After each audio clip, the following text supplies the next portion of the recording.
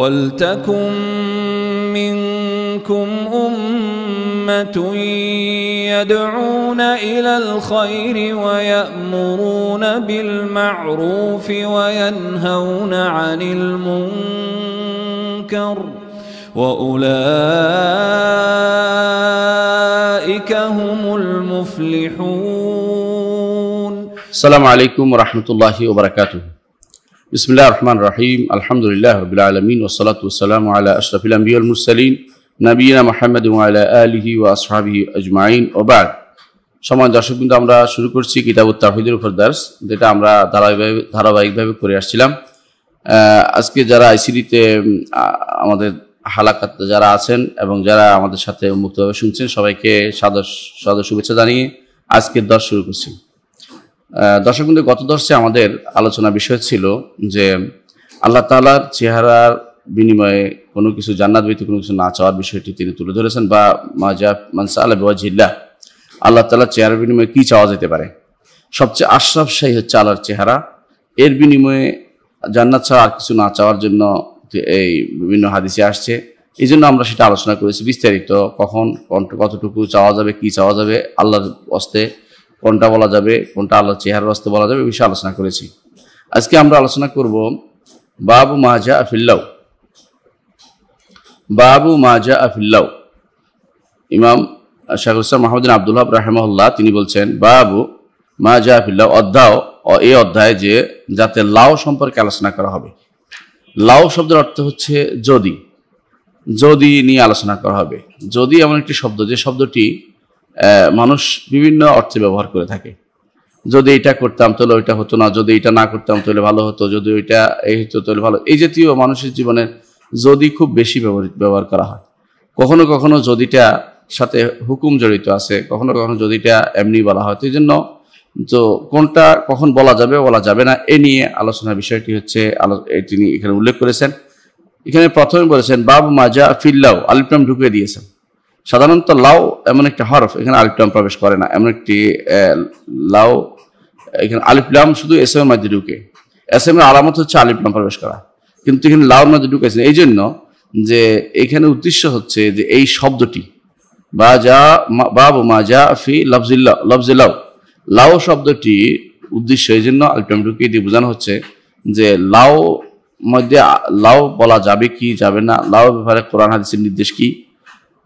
ভালো করে তাকালে দেখতে পাবেন যে আমাদের শাইখ তিনি কিছুই বলেন নাই, বলেছেন বাবু মা জাআ ফিল্লাহ, লাউয়ের ব্যাপারে যা আসছে, অর্থাৎ যদির ব্যাপারে যা আসছে এটাই বলে তিনি অধ্যায় রচনা করেছেন।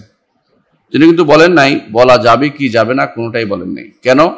এটা বিস্তারিত ব্যাখ্যা আছে, শুধু একটা হুকুম নয়, হুকুমটা বিস্তারিত হওয়ার কারণে তিনি সেটা এভাবে রেখে দিয়েছেন। প্রথমে তিনি বলেছেন ওয়াকাউলুল্লাহ তাআলা ইয়াকুলুনা লাউ কানা লানা মিনাল আমরি শাইউম মা কুতিলনা হাহুনা। ইয়াকুলুনা, তারা বলে, লাউ কানা লানা মিনাল আমরি শাইউন মা কুতিলনা হাহুনা, যদি এই ব্যাপারে আমাদের কোনো কিছু থাকতো তাহলে আমরা সেখানে মারা যেতাম না।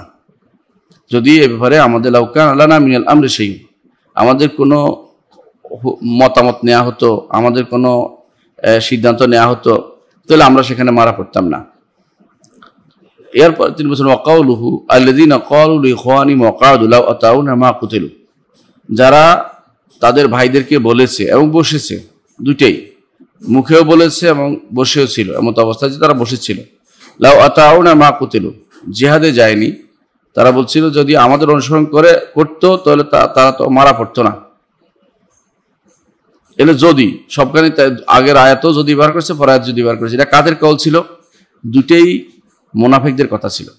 ঘটনাটা ছিল ওহুদের যুদ্ধের সাথে জড়িত। ওহুদের যুদ্ধে যখন মুসলমানদের সাময়িক বিপর্যয় হয়েছিল, তখন আব্দুল্লাহ ইবনে উবাই এবং তার সাঙ্গপাঙ্গরা চলে আসছিল ওহুদের যুদ্ধ থেকে। তারা তখন বলার সুযোগ পেয়ে গিয়েছিল, এবং যারা ওখানে অংশগ্রহণ করছে তাদের মধ্যে একদল, তারাও বলার সুযোগ পেয়ে গেছিল। তারা বলতে আরম্ভ করলো যে আমাদের মতামত নেওয়া হয়নি, আমাদেরকে কথা বলার সুযোগ দেওয়া হয়নি, এই জন্য অবস্থা হয়েছে। আর যারা ওহুদের যুদ্ধে ফিরে আসছিল, আব্দুল্লাহ ইবনে উবাই, তারা বলতে আরম্ভ করলো যে ওদেরকে যে আমরা তো বসেছিলাম, আমাদের সাথে যদি তোমরা ফিরে আসতে তাহলে তোমাদের এত মারা পড়তে হইতো না, তোমরা ওখানে আমাদের কথা শুনলে না, সেজন্য তোমাদের রাজি অবস্থা হয়েছে। এইভাবে লাউ দিয়ে কি হয়, লাউ দিয়ে কিভাবে কাফেররা মুনাফিকরা তাদের কথা বেশি বলে, এই জিনিসটা এখানে তুলে ধরা হচ্ছে বারবার, যে লাউ আসলে ব্যবহারের জায়গা নির্ধারিত থাকতে হবে, সব জায়গায় লাউ ব্যবহার করা যাবে না। তো এখানে তিনি লাউ ব্যবহারের কিছু রূপ দেখিয়েছেন। এক নম্বর হচ্ছে যে লাউ আসলে ব্যবহার করা যাবে কিনা। লাউ কখনো কখনো বিভিন্ন অর্থে ব্যবহার, কখনো কখনো দেখা যায় যে ধরেন আপনি নামাজ পড়তে বের না হলে, কেউ বলে যে নামাজ না পড়লে তো আমার পা ভাঙতো না, নামাজবিল্লাহ, হজে না গেলে তো আমি মারা পড়তাম না। অথবা ধরেন কেউ বললো যে আমি জিহাদে গেলে শরীয়ত পালন করতে যাই, আমি অসুস্থ হয়ে পড়ছি। শরীয়ত যারা পালন করে না তারা তো অসুস্থ হয় না। সকালবেলা ঘুম থেকে উঠার কারণে আমার মাথা চক্কর দিয়েছে, ঘুম থেকে না উঠে আমি যদি কোনো দেরি করে উঠতাম 8টা বাজে, তো মাথা চক্কর দিয়ে পড়তাম না, এই জাতীয় কথাবার্তা। এইটা অনেকটা তারা শরীয়তের উপরে দোষটা দিতে চেষ্টা করে। তো লাউ দিয়ে কখনো কখনো কেউ শরীয়তের উপরে দোষ দিতে চেষ্টা করে। যদি আমি হজে না যাইতাম, যদি আমি সালাতের জন্য বের না হইতাম, যদি আমি যাকাতের টাকাটা না দিতাম, মানে আল্লাহ শরীয়তের উপরে যারা এক ধরনের মানুষ আছে তারা এতরাজ করে লাউ দিয়ে যদি কথা বলে। এটার বিধান কি? আল্লাহ শরীয়তের উপরে এই জাতীয় বিধান, এই জাতীয় যদি করে কথা বলা হারাম, এটা হারাম। আল্লাহ তাআলা বলেছেন, তারা বলতেছে যে এরা কাফেররা মুনাফিকরা বলেছিল যে যদি আমরা আমাদের আনুগত্য করতে তাহলে তারা হত্যা হতো না। অত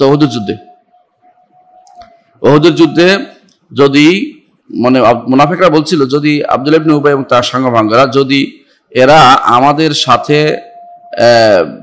ফিরে আসতো, আমরা যেভাবে ফিরে আসছি পথ থেকে, কারণ আপনারা জানেন যে 1000 লোক নিয়ে রাসূলুল্লাহ সাল্লাল্লাহু আলাইহি ওয়াসাল্লাম বের হয়েছিলেন উহুদের যুদ্ধে। পথিমধ্যে আব্দুল্লাহ ইবনে উবাই তার লোকদের নিয়ে ফিরে চলে আসে। বাকি 700 নিয়ে রাসূলুল্লাহ সাল্লাল্লাহু আলাইহি ওয়াসাল্লাম জিহাদ করেছেন।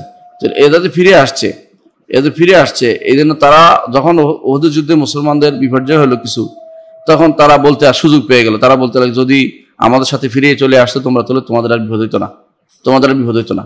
তো এই কারণে 70 জন সাহাবী রাসূলুল্লাহ সাল্লাল্লাহু আলাইহি ওয়াসাল্লামের সাহাবী যখন মারা পড়লো, তখন তারা একটা সুযোগ পেয়ে গেল যে এই যুদ্ধে যাওয়া এটাই তো কারণ, যদি যুদ্ধে না যেত তাহলে কেউ মরতো না। এই যে যুদ্ধটা অবশ্য প্রবর্তন করেছে আল্লাহ তাআলা, এই জিহাদ প্রবর্তন করেছে আল্লাহ তাআলা। এই জিহাদ ছাড়া মুসলমানদের তো বাঁচার কোনো পথই নেই। এই জিহাদের কারণে তারা মনে করতেছে জিহাদের কারণে তো আমাদের লোকগুলি মারা পড়লো, রাসূল কেন আমাদের নিয়ে গেলেন, এই জাতীয় কথা বলতে আরম্ভ করলেন। এটা হচ্ছে আল্লাহ শরীয়তের উপরে আপত্তি জানানো, এতরাজ জানানো। যদি কেউ আল্লাহ শরীয়তের উপরে এতরাজ করে, আপত্তি করে, এটা হারাম, কখনো কখনো কুফরি পর্যন্ত পৌঁছে যায়। যদি তাদের এটা বিশ্বাস করে ফেলে কেউ যে যদি আমি মৃত্যুর ক্ষণ আসতো না বা আমার মৃত্যু হতো না, যদি আমি আল্লাহর হুকুম পালন করার কারণে মৃত্যু হয়েছে, এইটা এবং এটাকে আল্লাহর হুকুমের বিরুদ্ধে নিয়ে ব্যবহার করে, তো এটা কুফরি পর্যন্ত চলে যাবে। প্রথম যদি হারাম অবস্থা থাকে, পরে কুফরি পর্যন্ত চলে যায়। যদি অন্তরে দৃঢ়মূল বদ্ধমূল হয়ে যায় যে এইটা আমার শরীয়ত মানার কারণে হয়েছে, শরীয়ত মানার কারণে আমি অসুস্থ হয়েছি ইত্যাদি, তাহলে কুফরি পর্যন্ত চলে যায়। এই জন্য লাউ এই অবস্থা আল্লাহ শরীয়তের উপরে এতরাজ করলে, আপত্তি তুললে কোনো কিছু দিয়ে, তাহলে সেটা কি হয়ে যায়? সেটা হারাম হয়, কখনো কখনো কুফরি পর্যন্ত হয়। আবার কখনো কখনো লাউ বলে কেউ তাকদীরের উপরে আপত্তি তোলে, তাকদীরে বলে যে এটা না হলে তাকদীর এটা হতো না।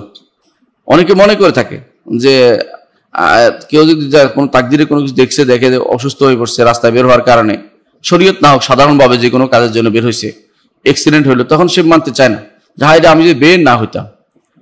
আগেরটা বলেছে শরীয়ত পালন করার কারণে তারা এতরাজ করছে, হারাম, এটাও হারাম। আরেকটা হচ্ছে শুধু কেউ দেখবেন যে যদি আমি রাস্তায় বের না হইতাম, যদি আমি আজকে বের না হইতাম, তাহলে আমার করোনা পাইতো না, যদি আমি এটা করতাম ওইটা হইতো। এই যে আল্লাহ তাআলার তাকদীরের উপরে সে মনে করতেছে তার যদির কারণে তাকদীর ঠেকাইতে পারবে, যদি দিয়ে তাকদীর ঠেকাইতে পারবে, এই চিন্তা ভাবনা সে করে, তাহলে সেটাও হারাম এবং কখনো কখনো সেটাও কুফরি পর্যন্ত চলে যাবে। কারণ এটা হচ্ছে আল্লাহর তাকদীরের উপরে এতরাজ করা, আপত্তি করা। আল্লাহ তাআলা নির্ধারণ করেছেন এটা। এই জন্য ইমানদার কখনো বলে না, ইমানদার বলে কাদ্দারাল্লাহু মা শাআ ফাআল।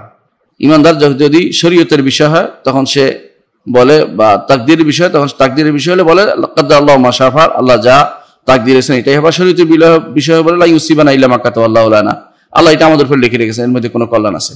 আর যদি তাকদীরের বিষয় হয়, তার কোনো বিপদ হয়, তখন সে বলে যে কাদ্দারাল্লাহু ওয়া মা শাআ ফাআল, এটা আল্লাহ তাকদীর রেখেছেন, আল্লাহ যা চেয়েছেন সেটা হয়েছে। অথবা তারা বলেন হাজা কাদারুল্লাহ মা ফাশা ফাল, এটা আল্লাহ তাকদির, এটা আল্লাহ তাকদির, আল্লাহ যা চেয়েছেন সেটা তিনি করেছেন। তাহলে বোঝা গেল যে প্রথমত আল্লাহ তাআলার তাকদিরের উপরে আল্লাহ তাআলার শরীয়তের উপরে এতরাজ করে আপত্তি তুলে লাও যদি বলা যাবে না, ঠিক অনুরূপভাবে আল্লাহ তাআলার তাকদিরের উপরে আপত্তি করেও কোনো যদি বলা যাবে না, এটাও হারাম। এর দলিল হচ্ছে আমরা একটু আগেই আমরা জানি আয়াতে উল্লেখ করা হয়েছে, আয়াতে আল্লাহ তাআলা বলেছেন ইয়া আইয়ুহাল্লাযিনা আমানু লা তাকুনু, হে ঈমানদারগণ তোমরা হইও না কাল্লাযিনা কাফারু, তাদের মতো যারা কাফের, ওয়া ক্বালু লিইখওয়ানিহিম, তারা তাদের ভাইদেরকে বলছে ইজা দরাবু ফিল আরদি আও কানু কুজ্জাল লাউ কানা ইনদানা মা মাতু মা কুতিল। কি বলতো কাফেররা, যাদের ঈমানদার ভাইরা যদি মারা পড়ে তখন বলতো যদি আমাদের বিছনায় থাকতো, যদি আমাদের সাথে থাকতো, তাহলে যুদ্ধে না যাইতো তাহলে তো তাদের এই বিপদ হইতো না, অর্থাৎ এরকম বলে। অর্থাৎ তারা মনে করতেছে এটা যদি কোনো জিহাদে না যাইতো তাহলে তারা মারা পড়তো না এবং বেঁচে যাইতো। এর দ্বারা তারা কি করছে, আল্লাহর তাকদীরের উপরে আপত্তি তুলতেছে। আল্লাহ তাকদীর উপর, অর্থাৎ তাকদীরটা যদি খারাপ হতে হতো তাহলে একটা মানুষের বলার একটা কথা ছিল, চান্স ছিল যে সে হারামে গেছে কেন, কিন্তু তাকদীরটা সে ভালো কাজে গেছে। সুতরাং এখানে একসাথে দুইটা জিনিসের উপর অস্বীকার করছে, যে আল্লাহ শরীয়তকে মানা আর একটা হচ্ছে আল্লাহ তাকদীর উপর আপত্তি তোলা। আল্লাহ শরীয়তকে না মানলে তারা মনে করতে ভালো থাকতো, আল্লাহর তাকদীরকে না মানলেও তারা মনে করতে ভালো থাকতো। এই দুইটাই হারাম। দুইটা এই জাতীয় কোনো এতরাজ করা, এই জাতীয় কোনো আপত্তি তোলা, এটা হচ্ছে লাউয়ের কাজ, লাউ দিয়ে বলা হয়ে থাকে, এই জন্য লাউ এই জাতীয় বলাতে হারাম এবং এটা কখনো কোনো শিরক এবং কুফরি পর্যন্ত চলে যায়।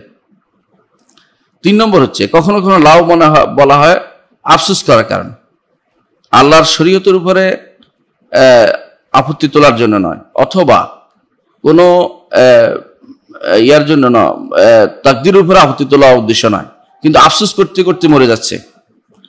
আফসোস করতে শুধু আফসোসই করতে করতে থাকে যে কেন এটা করলাম, যদি আজকে এই না করতাম। আল্লাহর উপরে কোনো কথা না, শুধু নিজের কর্মটার উপরে আফসোস করতেছে। কর্মটার উপরে আফসোস করতে যেটা করে এটাও হারাম। এটা হারাম এই জন্য কারণ এর মাধ্যমে শুধু তার ক্ষতি হবে, ভালো কিছু হবে না।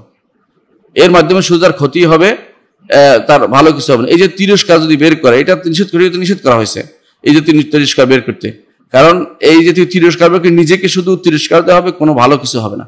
হায়রে আমি এটা কেন করলাম, হায়রে কেন করলাম, যদি এটা না করতাম, এই জাতীয় নিজের উপর তিরস্কার নিজে ধ্বংস করাই হবে।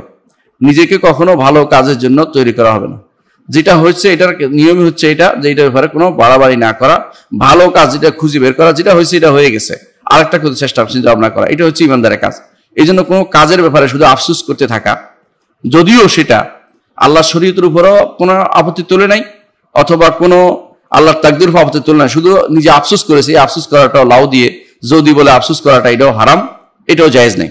তাহলে 3টা কথা আমরা বলেছি, একটা হচ্ছে শরীয়তের উপর আপত্তি করা, এক তাকদীর উপর আপত্তি করা, এটাও হারাম, শরীয়তের উপর আপত্তি করা এটাও হারাম, এবং শুধু আপত্তি করা কারো আল্লাহর উপরেও নয়, আল্লাহ তাকদীর উপর নয়, শরীয়তের উপর নয়, শুধু নিজে কাজটা কেন করলো আফসোস করতে করতে নিজেকে ধ্বংস করে দেয়, এটাও শরীয়তে জায়েজ নেই, এটাও শরীয়তে জায়েজ নেই। কারণ আল্লাহ তাআলা সবসময় আমাদেরকে চান, আল্লাহ তাআলা রাসূল আমরা যেন খুশি মনে থাকি যে কোনো অবস্থায়, বরং বলে রাই ইউসিবানা ইল্লা মা কাতাবাল্লাহু লানা, আমরা ঈমানদার, আমাদেরকে আল্লাহ তাআলা সেটাই আমাদের জন্য রেখেছেন, যেটা ভালো আমাদের জন্য তিনি লিখেছেন, যেটা আল্লাহ ওইটাই আমাদের হবে, যেটা আল্লাহ লিখেছেন।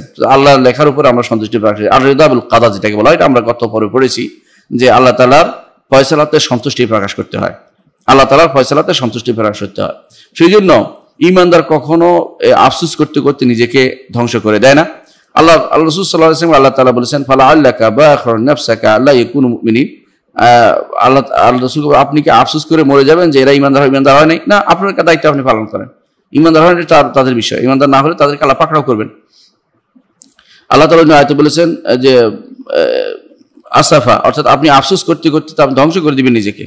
লাআল্লাকা বাখিরুন নাফসাকা আলা আথারিহিম ইল্লাম ইউমিনু বিহাদাল হাদিস আসাফা, আপনি আফসোস করতে করতে নিজেকে ধ্বংস করে দিচ্ছেন, অথচ এটা আপনার কাজ না, আপনাদের বলে দেয় আপনার দায়িত্ব, আপনি বেশি আফসোস করেন না।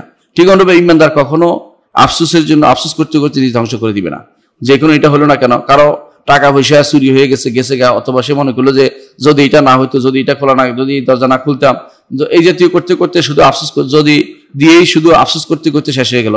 এটা শরীয়তের উপরে যদি এতরাজ হতে হারামই হবে, আল্লাহ তাকদীরের উপরে এতরাজ হলে হারামও হবে, আপত্তি তুললে। আর যদি কোনো শুধু আফসোস থাকতে থাকে সেটাও হারাম হবে। তিনটাই হারাম, কোনোটাই কম নয়, তিনটাই না জায়েজ, শরীয়তে জায়েজ নাই। রাসূলুল্লাহ সাল্লাল্লাহু আলাইহি ওয়াসাল্লাম এবং আল্লাহ তার রাসূল আমাদেরকে চেয়েছেন আমরা সবসময় যেন যে কোনো অবস্থায় অন্তরটাকে প্রশস্ত রাখি, বড় করে রাখি, যে এটা হয়েছে কেন, এটা আমার আল্লাহ তাকদীর লিখেছেন, এ নিয়ে বাড়াবাড়ি করার কিছু নেই। কেউ আপনার, অনেক মানুষ আছে বিপদে পড়লে দেখবেন যে আপনার সমস্যা বাড়িয়ে দেওয়ার জন্য আসবে, আসে আপনাকে বলবে যে আপনি এটা কেন করলেন, এই প্রশ্নের উত্তর আপনার কাছে নাই, তারপরে সে আরো বাড়াচ্ছে আপনাকে, এমনিতে আপনি বিপদে আছেন আরো সে সমস্যা তৈরি করছে। কিছু মানুষ আছে এরকম, কিছু মানুষ আছে একজনের বিপদ দেখলে একজন মনে করে যে সুযোগ পেয়ে গেছে, এখন সে আরো যত রকমের দোষ তার মাথার উপরে আরো 10টা দিতে পছন্দ করে, এরপর আরো কিছু তুলে দিয়ে তার দোষ যত আছে আর যেগুলি অজানা দোষ সেগুলো বের করার চিন্তা ভাবনা করে। আপনার আফসোসের কোনো কারণ নেই। আফসোস করলে কিছু মানুষ আছে যে বিপদে পড়লে শত্রু এবং বন্ধুর পরিচয় ঘটে যায়। কিছু মানুষ আছে বিপদে পড়লে বুঝেন যে আপনি আসলে কত মানুষ আপনার শত্রু আছে, দেখবেন যে আপনার সাথে সব একজোট হয়ে গেছে, বিরুদ্ধে বলা আরম্ভ করেছে, বুঝবেন যে এরা আপনার আসল শত্রু। আবার কিছু মানুষ আছে আপনার বন্ধু হয়ে আপনার ক্ষতিগ্রস্ত করার জন্য সারাক্ষণ আপনাকে তিরস্কার করতেছে। তিরস্কার তো জায়গা এটা নয়, একজন বিপদে পড়ছে তাকে উদ্ধার করা যায়, কথা বলার জায়গা, সেখানে সারাক্ষণ আপনার তিরস্কারের ভূমিকা পালন করতেছে। কিছু মানুষ আছে সারাক্ষণ আরেকজনের বিপদ দেখলে নিজে ফুলে মোটা হয়ে যাচ্ছে। কেন? আপনি আরেকজন বিপদ দেখে তাকে বিপদ থেকে উদ্ধারের জন্য চিন্তা করুন যে নিশ্চয়ই কোনো কারণ ছিল, তার নিশ্চয়ই কোনো তার সুনির্দিষ্ট কোনো কারণ ছিল যে কারণে সেটা করতে পারেনি, হয়তো তার এটা হয়েছিল, যে কারণে এটা হয়েছিল। আমি তার বিরুদ্ধে শুধু লম দিতেছি কেন, তার তিরস্কার করতেছি কেন? আপনি কেন বের হলেন, আপনাকে করোনা পাইলো, আপনি কেন ওখানে গেলেন, আপনাকে করোনা পাইলো, আপনি কেন ওখানে গেলেন, আপনাকে হাড় ভাঙতে হলো, তুমি আজকে কেন গেলা, বের হলে, এটা না করে তার এখন চিকিৎসা করা দরকার। হাড় ভাঙছে, আগে তাকে হাসপাতাল নেওয়া দরকার, তাকে রোগ চিকিৎসা যতটুকু পারা করা দরকার, বলা দরকার, তাকে সান্ত্বনা দেওয়া দরকার যে আল্লাহ তাআলা বিপদ রেখেছে, বিপদ থেকে উদ্ধার করবেন তিনি, সুতরাং আপনি বেশি আফসোস করবেন, নিজের আফসোস করবেন, এইভাবে বলা দরকার। আল্লাহ রাসূল সাল্লাল্লাহু আলাইহি ওয়াসাল্লামকে আল্লাহ তাআলা বারবার এই জন্য সান্ত্বনা দিতেন। এই জন্য আল্লাহ তাআলা এই সুন্নাতুল্লাহ যেটা, সেটা বান্দার মধ্যে থাকা উচিত। বিপদে পড়লে কেউ যদি তুমি না যাইতে, তুমি কেন গেলা, এই যে তিরস্কার, এটা কিন্তু এটা সুন্দর নিয়ম নয়। এই জন্য এই তিনটি কাজই হারাম, এই তিনটি কাজই হারাম। তাকদীরের উপরে এতরাজ করা হারাম, আপত্তি তোলা হারাম। যেমনি শরীয়তে পালন করতে গিয়ে কাজ করেছেন, সেটাতে বিপদে পড়েছেন, এটার জন্য আপত্তি তোলা হারাম। তৃতীয়ত যে আল্লাহর উপরেও নয়, শরীয়তের উপরে নয়, শুধু নিজে কেন গেলাম, এই জন্য নিজের উপরে শুধু আফসোস করতেছেন, নিজের উপরে শুধু আপত্তি, নিজে কেন করলাম এই জন্য তিরস্কার করতেছে নিজে কেন, এই কোনোটাই জায়েজ নেই, আফসোস করা জায়েজ নেই। কারণ রাসূলুল্লাহ সাল্লাল্লাহু আলাইহি ওয়াসাল্লাম বলেছেন, ইহরাস আলা মা ইয়ানফাউকা ওয়াস্তাইন বিল্লাহ ওয়ালা তা'জাজ। রাসূলুল্লাহ সাল্লাল্লাহু আলাইহি ওয়াসাল্লাম বলেছেন যে ইহরাস আলা মা ইয়ানফাউকা, যা তোমার উপকার দিবে, কাজ দিবে, এইটা করো। ইহরাস আলা মা ইয়ানফাউকা, যেটা উপকার দিবে এটা করো। দেখো এই অবস্থা, তুমি বিপদে পড়ছো, কোনটা উপকার দিবে সেটা খুঁজে বের করো, সেটা করো। ওয়াস্তাইন বিল্লাহ, আল্লাহর উপর আল্লাহ সাহায্য কামনা করো, যে আল্লাহ আপনাকে আমাকে বিপদে ফেলছেন, তিনি উদ্ধারও করবেন। সুতরাং এখানে আর আল্লাহ সাহায্য ছাড়া আপনি উদ্ধারও পেতে পারবেন না। ইমানদার কখনো হতাশ হয়ে নিজেকে আত্মহত্যা করে না, আর হতাশ হয়ে নিজেকে বিনষ্ট করে দেয় না। ইমানদার বলে যে এর চেয়ে ভালো, বেটার কোনো চান্স আল্লাহ আমার জন্য রেখে দিয়েছেন, সুতরাং বেটার কোনো চান্সের দিকে আমি যাবো।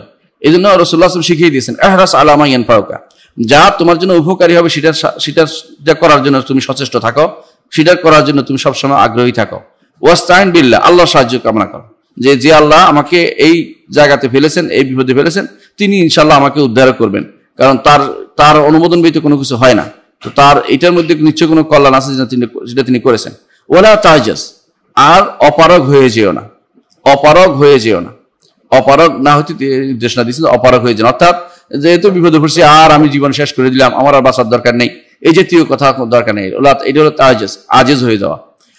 এরপর রাসূলুল্লাহ সাল্লাল্লাহু আলাইহি ওয়াসাল্লাম বলেছেন, ওয়াইন আসাবাকা শাইউন, যদি তোমার কোনো বিপদ হয়, ফালা তাকুল, তাহলে বলবে না, বিপদ হলে যেন লা তাকুল লাউ আন্নী ফাআলতু কাযা ওয়া কাযা লাকানা কাযা, যদি লাউ আন্নী ফাআলতু কাযা লাকানা কাযা, এটা বলো না। যদি বিপদে পড়ে এটা বলো না, যদি আমি এটা করতাম তাহলে তো এটা হইতো না, ওইটা হইতো, যদি আমি এটা করতাম তাহলে এটা হইতো, ওইটা হইতো।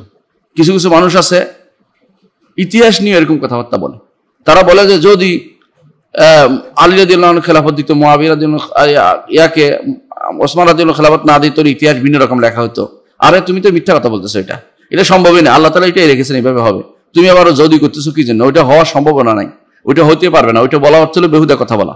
সুতরাং এই জাতীয় কথা অনেকেই দেখবেন যে বলবে যদি আমি এটা করতাম তাহলে এটা হইতো না, এটা কথা নিষেধ করা হয়েছে। কেন? রাসূলুল্লাহ সাল্লাল্লাহু আলাইহি ওয়াসাল্লাম বলেছেন, ফা ইন্না লাউ তাফতাহু আমালা শাইতান, কারণ লাউ, এই যে লাউ, যদি কথাটা, এটা শয়তানের আমলকে উন্মুক্ত করে দেয়, শয়তানের দরজাকে উন্মুক্ত করে দেয়। শয়তান আপনার ভিতরে প্রবেশ করবে। এখন কিরকম? সে বলবে, আরে কেন এটা করলাম, হায় রে এটা কেন এটা করলাম, আরে কেন এটা করলাম না। এই লাউ দিয়ে তখন আপনার আফসোসের কোনো শেষ থাকবে না, শয়তান আপনাকে একেবারে বিনষ্ট করে ছাড়বে।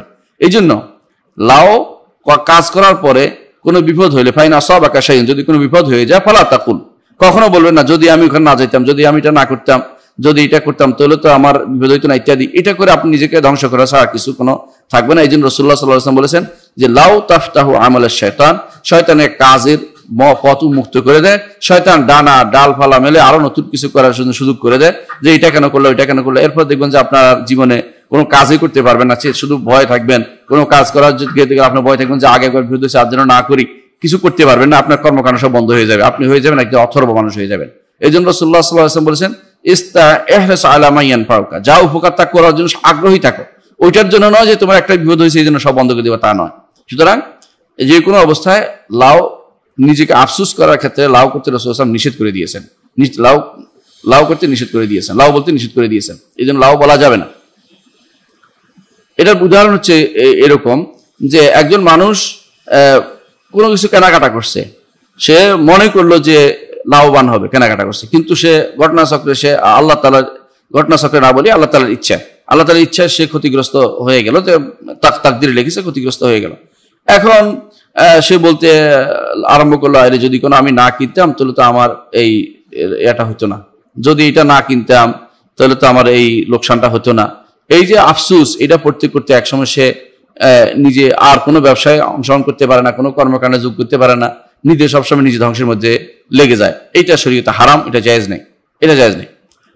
4 নম্বর একটা লাউ আছে, সেটা হচ্ছে ভালো বা কোনো কিছু করার আশা, কোনো কিছু করার আশা, প্রাচীন কোনো অগ্রিম কোনো কিছু নয়, যখন কোনো কিছু আপনি করবেন, এই জন্য কোনো কিছু আপনি করবেন যে আমি যদি এটা করতাম তাহলে আমি ভালো হতাম, যদি এটা করতে আমি ভালো করতে পারতাম, অর্থাৎ তার মতো কোনো কিছু করার জন্য আপনি আশা করে রাখছেন। এটা ভবিষ্যতের ক্ষেত্রে বেশিরভাগ ক্ষেত্রে ব্যবহৃত হয়। অর্থাৎ কোনো কিছু দেখার পর আপনার ইচ্ছা এখনো হয়নি, আপনার কাজটা আপনি আশা করতেছেন যে যদি আমি এটা করি তাহলে আমি এরকম হতে পারবো। এরকম যদি কেউ আশা করে তাহলে সেটা কি বিধান, সেটা হলো যেটা নিয়ত করবে সেটা অনুসারে হবে। যেমন আপনি মনে করলেন যে আমার যদি কোনো লাখ টাকা থাকতো আমি দান করতাম এই বন্যার্থদের জন্য, অথবা আমাকে 1 কোটি টাকা দিলে আমি একটা ইসলামিক সেন্টার করতাম, আপনার এটার জন্য এটা ভালো কাজ। আবার যদি আপনি আবার চিন্তা করলেন যে আমার যদি কোনো আজ 10 লাখ টাকা থাকতো বা 10 কোটি টাকা থাকতো তাহলে আমি একটা সিনেমা হল বানাইতাম। তাহলে এই যে যদি তাহলে এখানে যদি এত লাখ টাকা থাকতো, যদি এত টাকা থাকতো, এখানে কোনটা ভালো কোনটা মন্দ দুইটা নির্ধারণ করে নেবেন। আপনি যদি ভালোর দিকে যদি যায় তখন অর্থাৎ আশাবাদী যেটাকে আশার দিক থেকে যেটা হবে সেটা অর্থাৎ কোনো সময় যদি ব্যবহার করে আশার জন্য, এই আশা করে যেটা করবেন এটা ভালো যদি হয় ভালো, খারাপ হলে খারাপ। কারণ রাসূলুল্লাহ সাল্লাল্লাহু আলাইহি ওয়াসাল্লাম এক হাদিসে বলেছেন যে 4 শ্রেণীর মানুষ আছে দুনিয়াতে, 4 শ্রেণীর মানুষ আছে। সেটা কিরকম? এক শ্রেণীর মানুষ মনে করে, রাসূলুল্লাহ বলেছেন যে কারোকে আল্লাহ তাআলা দিয়েছেন, জ্ঞান দিয়েছেন, সম্পদ দিয়েছেন, সে জ্ঞান দিয়ে চর্চা করে, সম্পদ ব্যয় করে, দুটো দিয়ে আল্লাহ নৈকট্য অর্জন করে। আবার কাউকে আল্লাহ তাআলা জ্ঞান দেননি, সম্পদও দেননি, সে আশাবাদী যে আরে আমার যদি জ্ঞান থাকতো তাহলে আমি খরচ করতাম, আর সম্পদ থাকলে আমি ব্যয় করতাম। কাউকে আল্লাহ তাআলা সম্পদ দিয়েছেন কিন্তু জ্ঞান দেননি, তো সে কি করে? সম্পদকে খারাপ কাজে ব্যয় করে, ভালো কাজে ব্যয় করে, খারাপ কাজে ব্যয় করে না। তো আরেকজন আছে সম্পদও জ্ঞানও দেয়নি, জ্ঞানও দেন, তাকে তার সম্পদ দিয়েছেন কিন্তু জ্ঞান দেননি, এজন্য সেটাকে সে ভালো অর্থে ব্যয় করে। মানুষ 4 ধরনের, এরকম 4 অর্থে। কেউ জ্ঞানকে ভালো কাজে ব্যয় করে, কেউ সম্পদকে ভালো কাজে ব্যয় করে, কেউ জ্ঞানকে খারাপ কাজে ব্যবহার করে, কেউ সম্পদকে খারাপ কাজে ব্যবহার করে, কেউ জ্ঞানও পায়নি, সম্পদও পায়নি, কেউ জ্ঞানও পাইছে, সম্পদও পাইছে, দুইটাই ভালো কাজে ব্যয় করে। এই 4 শ্রেণীর মানুষ আছে রাসূলুল্লাহ সাল্লাল্লাহু আলাইহি ওয়াসাল্লাম হাদিস মোতাবেক। এখানে তিনি 2 শ্রেণী উল্লেখ করতেছি আমরা। এখানে যারা আশা করে, কিরকম? যাদের কেউ আছে যে অমুকের তো সম্পদ দিছে, যদি আমার কাছে ধরেন কেউ বললো যে আমার কাছে যদি জহিরুল ইসলামের মতো সম্পদ থাকতো তাহলে আমি এত ভালো কাজ করতাম। সে তো ভালো আশা করেছে, এই জন্য সে ভালো সওয়াব পাবে। আবার যদি কেউ বলে যে আমার কাছে যদি কোনো এত সম্পদ থাকতো তাহলে আল্লাহ তাআলা সন্তুষ্টি যেখানে নাই, মনে করতো যে আমি এগুলি সবগুলি ব্যয় করতাম। এই দেশে এখন যেভাবে চলছে নাউজুবিল্লাহ, বাংলাদেশে যে সমস্ত অনাচার চলতেছে এগুলির মধ্যে ব্যয় করতো, সে গান বাদ্য যদি ভরাই ফেলতো, সে সমকামিতা দিয়ে মানুষের পত্রিকা বের করতো, বিভিন্ন নভেল নাটক লিখতো, এগুলি দিয়ে মানুষকে বিভ্রান্ত করতো, এই জাতীয়। তাহলে সে খারাপের ইচ্ছা করেছে, তাহলে ভালো ইচ্ছা করলে সেখানে সওয়াব হবে, খারাপের ইচ্ছা করলে সেখানে গুনাহ হবে। তাহলে এই যে আশা, এই আশাটার মধ্যে সওয়াব এবং সওয়াব আছে, আশাটার মধ্যে আবার গুনাহ আছে। এটা যেভাবে সে আশা করে সেটার উপর নির্ভর করবে। এই জন্য রাসূলুল্লাহ সাল্লাল্লাহু আলাইহি ওয়াসাল্লাম বলেছেন যে যেই ব্যক্তি কোনো মানুষের জ্ঞান এবং সম্পদ ব্যয় করতে দেখে আশাবাদী হয় যে আল্লাহ যদি তার মতো জ্ঞানী হইতে পারতাম, আমি যদি তার মতো সম্পদশালী হতাম, তাহলে আমি দান করবো, আমি দান করতাম, তাহলে নিয়তের কারণে রাসূল বলছেন ফাহুয়া বিনিয়াতিহি, নিয়তের কারণে সে সওয়াব পেয়ে যাবে। ফাহুমা বিল আজরি সাওয়া, দুজনেই তার নিয়তের কারণে একই সওয়াব পেয়ে যাবে। যে ব্যক্তি দান করেছে সত্যিকার নিয়ত মন থেকে থাকলে, দান করেছে, ইলম অর্জন করেছে, ইলম মানুষকে বিতরণ করছে, এটা দেখে আরেকজন যদি আশাবাদী থাকে, চেষ্টা করে, তাহলে আল্লাহ তাআলা তার নিয়তের কারণে তাকে সেই সওয়াব দিয়ে দেবেন, রাসূলুল্লাহ সাল্লাল্লাহু আলাইহি ওয়াসাল্লাম বলেছেন। এর বিপরীতে যে ব্যক্তি দেখতেছে যে এই ব্যক্তি সম্পদ ব্যয় করতেছে খারাপে, তার ইলম ব্যয় করতেছে খারাপে, সেজন্য মনে করে যে আমি যদি তার মতো হইতাম তাহলে আমি এই কাজটা করতাম, তাহলে সে নিফাহুমা ফিল উজরি সাওয়া, দুইজন গুনার দিক থেকে সমান, অর্থাৎ উভয়ে না করেও সে গুনার ভাগী হলো। কেন? সে আশা করতেছে ওর মতো হইতে, না করেও সে গুনার ভাগী হলো। তাহলে 4 রকমের লাভ আমরা শিখলাম। আবারও বলছি, 1 নম্বর হচ্ছে আল্লাহ শরীয়তের উপরে আপত্তি তোলা, একটা হচ্ছে আল্লাহ তাকদীরের উপরে আপত্তি তোলা, আরেকটা হচ্ছে নিজে আফসোস করতে করতে নিজে ধ্বংস করে দেয়া, আরেকটা হচ্ছে আশাবাদী হওয়া যে আমি যদি এটা পাইতাম আমি এটা করতাম, এই আশা, এটা যদি বলেছে। এখানে 2 রকম আছে, একটা হচ্ছে ভালোর জন্য হয় ভালো, খারাপের জন্য হয় খারাপ, বাকি 3টাই হারাম। এখানে হচ্ছে ভালোর জন্য আশা করলে ভালো সওয়াব হবে, আর খারাপের আশা করলে খারাপ সওয়াব হবে। আচ্ছা, খারাপ মানে গুনাহ হবে। 5 নম্বর একটা লাভ আছে, 5 নম্বর একটা লাভ আছে, যদি 5 নম্বর একটা যদি আছে, সেটা কিরকম? এটা হচ্ছে সংবাদ দেয়া। যদি আমি এটা এমনি অর্থ নয় যে আফসোসের জন্য না, আপত্তি তোলার জন্য না, তাকদীর উপর জন্য না, আশার জন্য না, তবে তার একটা সাধারণ কথাবার্তা খবর সংবাদ দিচ্ছে, আমি যদি কোনো আজকে আইসিডি দর্শে হাজির থাকি তাহলে আমি উপকৃত হতে পারতাম। এটা তার একটা সাধারণ আকাঙ্ক্ষা, এটা সংবাদ দিচ্ছে যদি আমি দার্সে হাজির হইতাম তাহলে তো আমি উপকৃত হতে পারতাম। এটার মধ্যে কোনো তার এটাও নাই ওইটাও নাই, মানে কোনোটার আসে না, শুধু এটাই আসছে, এটা সংবাদ দিচ্ছে। যেমন যদি আমি আজকে আসতাম তাহলে আপনার সাথে কথা বলতাম, এরকম বলে থাকে, যদি আসতে পারলাম আপনার কথা বলতাম। এখানে কোনো আশাবাদী ইয়েও নাই, মানে কোনো এমন কোনো জিনিস নাই যে জিনিস তার হাতে নাই, পাওয়ার জন্য ইচ্ছা করলে আসতেও পারে এমন জিনিস। তাহলে এই জিনিসগুলো বলা কিন্তু এটা জায়েজ কিনা? হ্যাঁ, এটা বলা জায়েজ আছে, এটা জায়েজ আছে। কেমন? যেমন রাসূলুল্লাহ সাল্লাল্লাহু আলাইহি ওয়াসাল্লাম বলেছেন, যখন সাহাবায়ে কেরামকে নিয়ে তিনি মক্কাতে আসলেন হজ করার জন্য, তখন তিনি কি করলেন? নিজে তিনি হাদি নিয়ে আসছিলেন মদিনা থেকে। আর নিয়ম হচ্ছে যে ব্যক্তি হাদি নিয়ে আসে সেই ব্যক্তি হাদি জবাই করা পর্যন্ত আর হালাল হতে পারে না। কিন্তু সাহাবায়ে কেরামের কেউ হাদি নিয়ে আসে নাই। রাসূলুল্লাহ সাল্লাল্লাহু আলাইহি ওয়াসাল্লাম তখন নির্দেশনা দিলেন যে যারা হাদি আনে নাই তারা যেন হালাল হয়ে যায়, তারা যেন এটাকে উমরা বানিয়ে নেয়। এরপরে তিনি 8 তারিখ তাদের নিয়ে আবার হজের ইহরাম বাঁধতে বলেন তাদেরকে। আর রাসূলুল্লাহ সাল্লাল্লাহু আলাইহি ওয়াসাল্লাম তিনি কেরানের উপর ছিলেন, উমরা করেছেন, হজ করেছেন একসাথে, দুইটাকে মাঝখানে হালাল নাই, কারণ তিনি নিয়ে আসছেন, হাদি নিয়ে আসছিলেন। তো সাহাবায়ে কেরামের মধ্যে অনেকে আপত্তি তুলছিল, ইয়া রাসূলুল্লাহ আপনি তো কেরান করতেছেন, আমরা কেরান করব, আমরা একসাথে করব, আমরা হালাল হব না। তখন রাসূলুল্লাহ সাল্লাল্লাহু আলাইহি ওয়াসাল্লাম একটা কথা বলেছেন, এটা খুব গুরুত্বপূর্ণ, এটা এখানকার জবাব। তিনি বলছেন যে লাউ ইস্তাকবালতু মিন আমরি মাস্তাদবারতু মা সুকতুল হাদিয়া ওয়ালা আহলালতু মাআকুম, যদি আমি এখন নতুন করে আমার আসার সুযোগ থাকতো তোমাদের সাথে, নতুন করে আমি ইহরামে ঢুকতাম, যেটা আমি আগে করেছি এখন না করে নতুন করে কোনো কিছু করতাম, মা সুকতুল হাদিয়া, তাহলে আমি হাদি নিয়ে আসতাম না, তোমাদের সাথে আমিও হালাল হয়ে যেতাম। এটা তো তিনি বুঝাচ্ছেন এটা যে তাদেরকে সান্ত্বনা দেওয়ার জন্য, যে আমি যদি আবার নতুন করে আসি তাহলে আমি এভাবে ইহরাম একসাথে করবো না, আলাদা আলাদা করতাম। কিন্তু সমস্যা হচ্ছে আমার সাথে হাদি নিয়ে আসছি, এখন আমি ইচ্ছা করলেও হালাল হতে পারছি না, ততক্ষণ পর্যন্ত হাদি জবাই না করতে পারছি। এই জন্য তিনি এটাকে রাসূলুল্লাহ সাল্লাল্লাহু আলাইহি ওয়াসাল্লাম বলেন যে এটা হতে পারতো, কোনো সমস্যা ছিল না, কিন্তু আমার একটা সমস্যার কারণে করতে পারছি না।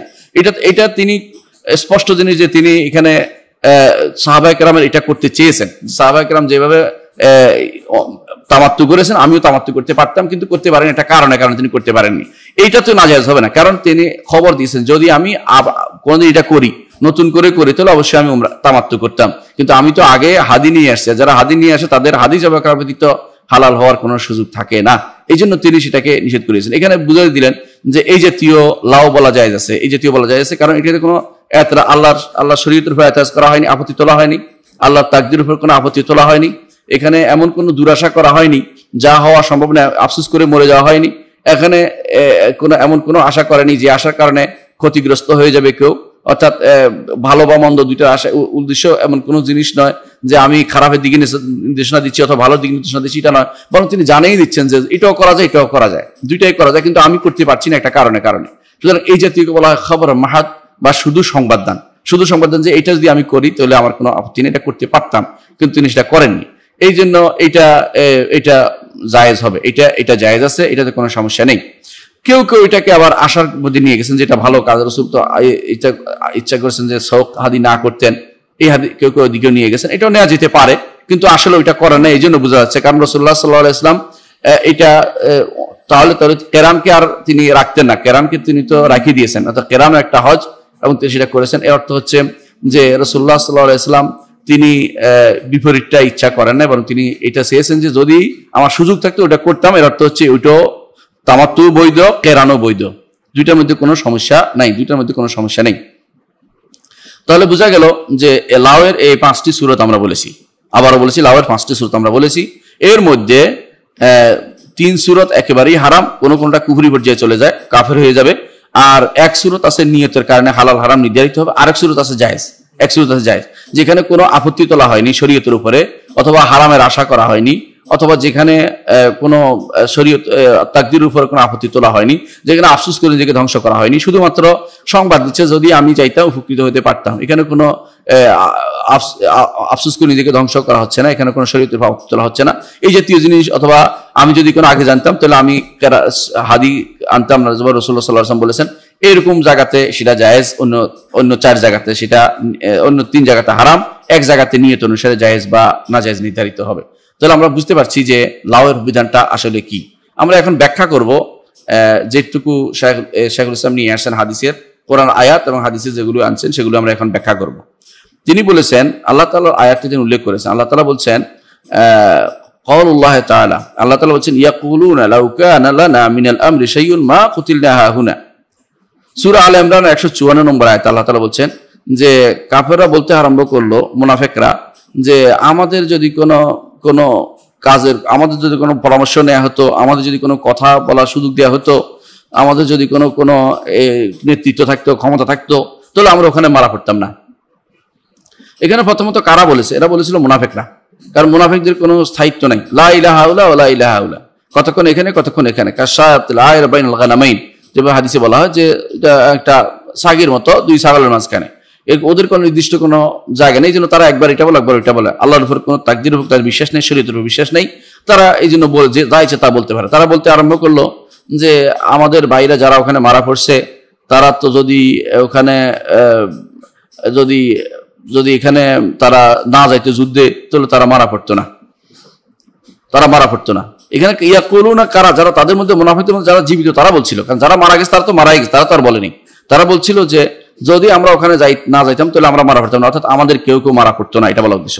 তারা এটা বলছিল লাউ কানা লানা মিনাল আমরি শাইউন, যদি আমাদের কোনো কিছু করার ক্ষমতা থাকতো, এটা হচ্ছে যদি কোনো যদি আমরা এটাকে নিয়ন্ত্রণ করার ক্ষমতা থাকতো, আমরা যদি কোনো আমাদের হাতে নেতৃত্ব থাকতো, তাহলে আমরা যাইতাম না, যুদ্ধই করতাম না। আমাদের হাতে নেতৃত্ব থাকতো, আমরা পালিয়ে চলে আসতাম। অর্থাৎ নেতৃত্ব যেন তারা রাসূলুল্লাহ সাল্লাল্লাহু আলাইহি ওয়াসাল্লামের এতরাজ করতেছে, শরীয়তের উপরে এতরাজ করতেছে, রাসূল কেন আমাদেরকে জিহাদে নিয়ে গেলেন, আমাদের জিহাদের দরকার ছিল না, আমরা তো ভালোই ছিলাম, ইত্যাদি ইত্যাদি। তারা এখন শরীয়তের উপরে, আল্লাহ শরীয়তের উপরে এতরাজ করতেছে, এটা আল্লাহ শরীয়তের উপরে এতরাজ, এই জন্য এটা হারাম, এটা জায়েজ নেই। তো হাহুনা বলতে এখানে ওহুদকে বোঝানো হয়েছে, অর্থাৎ মা কুতিলনা হাহুনা, আমরা ওহুদে মারা পড়তাম না, এটা তারা বলেছিল। তারা আরো বলেছিল লাউকা, তারা এটা বলার তাদের মূল উদ্দেশ্য যেটা, সেটা হচ্ছে যে আল্লাহ শরীয়তের উপর এতরাজ করা, আল্লাহ শরীয়তের উপর আপত্তি তোলা, যে আল্লাহ শরীয়ত কেন, আল্লাহ শরীয়ত মানতে গেলে আমাদের বিপদ হয়, আল্লাহ শরীয়ত না মানলে তো এই অসুবিধা হয় না।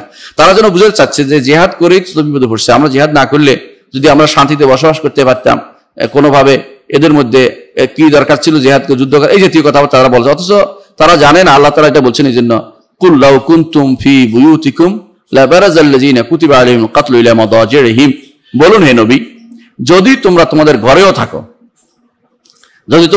ঘরেও থাকো, তাহলে আল্লাহ তাআলা যাদের উপরে হত্যা লিখে নিয়েছেন তাদের বিছানার মধ্যে তারা মারা পড়বে।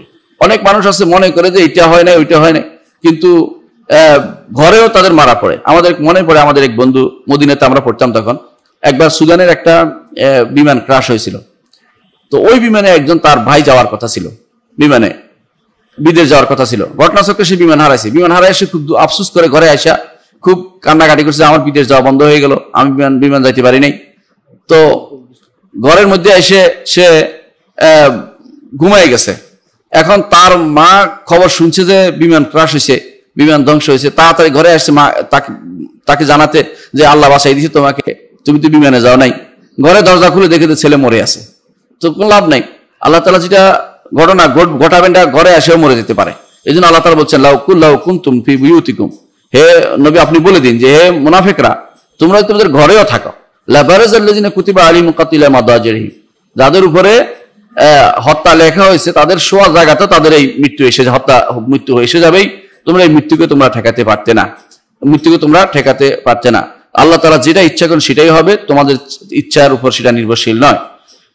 তারপর তারা বলছেন লাউকান লানা মিনাল আমরি শাইউন, এটাতে বলছে তারা লাউকান মিনাল শরীয়তের উপর এতরাজ করতে আপত্তি তুলতেছে, যেন তারা রাসূলকে করতেছে যে আপনি রাসূলের উপর আপনি আমাদেরকে নিয়ে কেন বের হলেন, আবার এটাও হতে পারে যে আল্লাহ তাকদীরের উপর তারা এতরাজ করতেছে যে আমরা ওখানে না গেলে তো ভালোই থাকতাম, কেন আমরা ওখানে গেলাম। অর্থাৎ দুইটাই আল্লাহ শরীয়তের উপরে এতরাজ হয় এই আয়াত দিয়া, তাদের কথা দিয়া আল্লাহর তাকদীরের উপরে তাদের এতরাজ হয়, দুইটাই হারাম, দুইটাই জায়েজ নাই এবং দুইটাই কুফরি পর্যন্ত পৌঁছে দিবে তাদেরকে।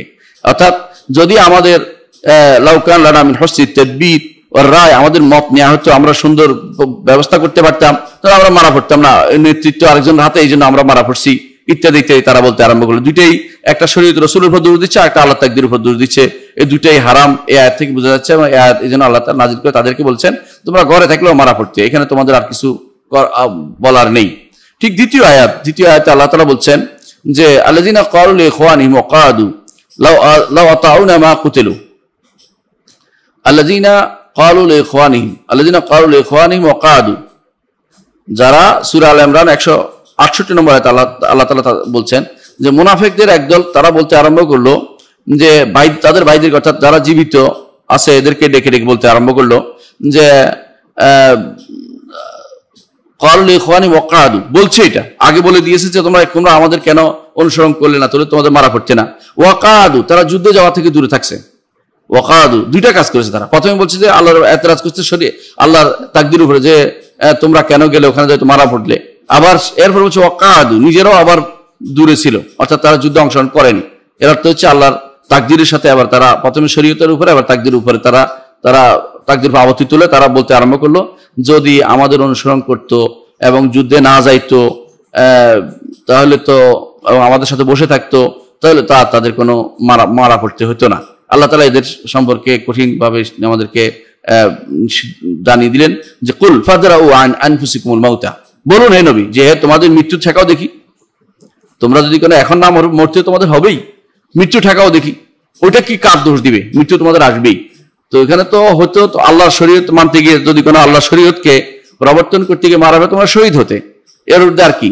আর যে আল্লাহ তাকদীর লিখেছেন ওখানে হইতে তাহলে মৃত্যুটা তোমাদের হয়তো উত্তম মৃত্যু, তাহলে দুইটা কাজ হইতো তোমাদের। আর এটা না করে তোমরা যদি ঘরেও বসে থাকো তাহলে মৃত্যুকে তোমরা ঠেকাতে পারবে না।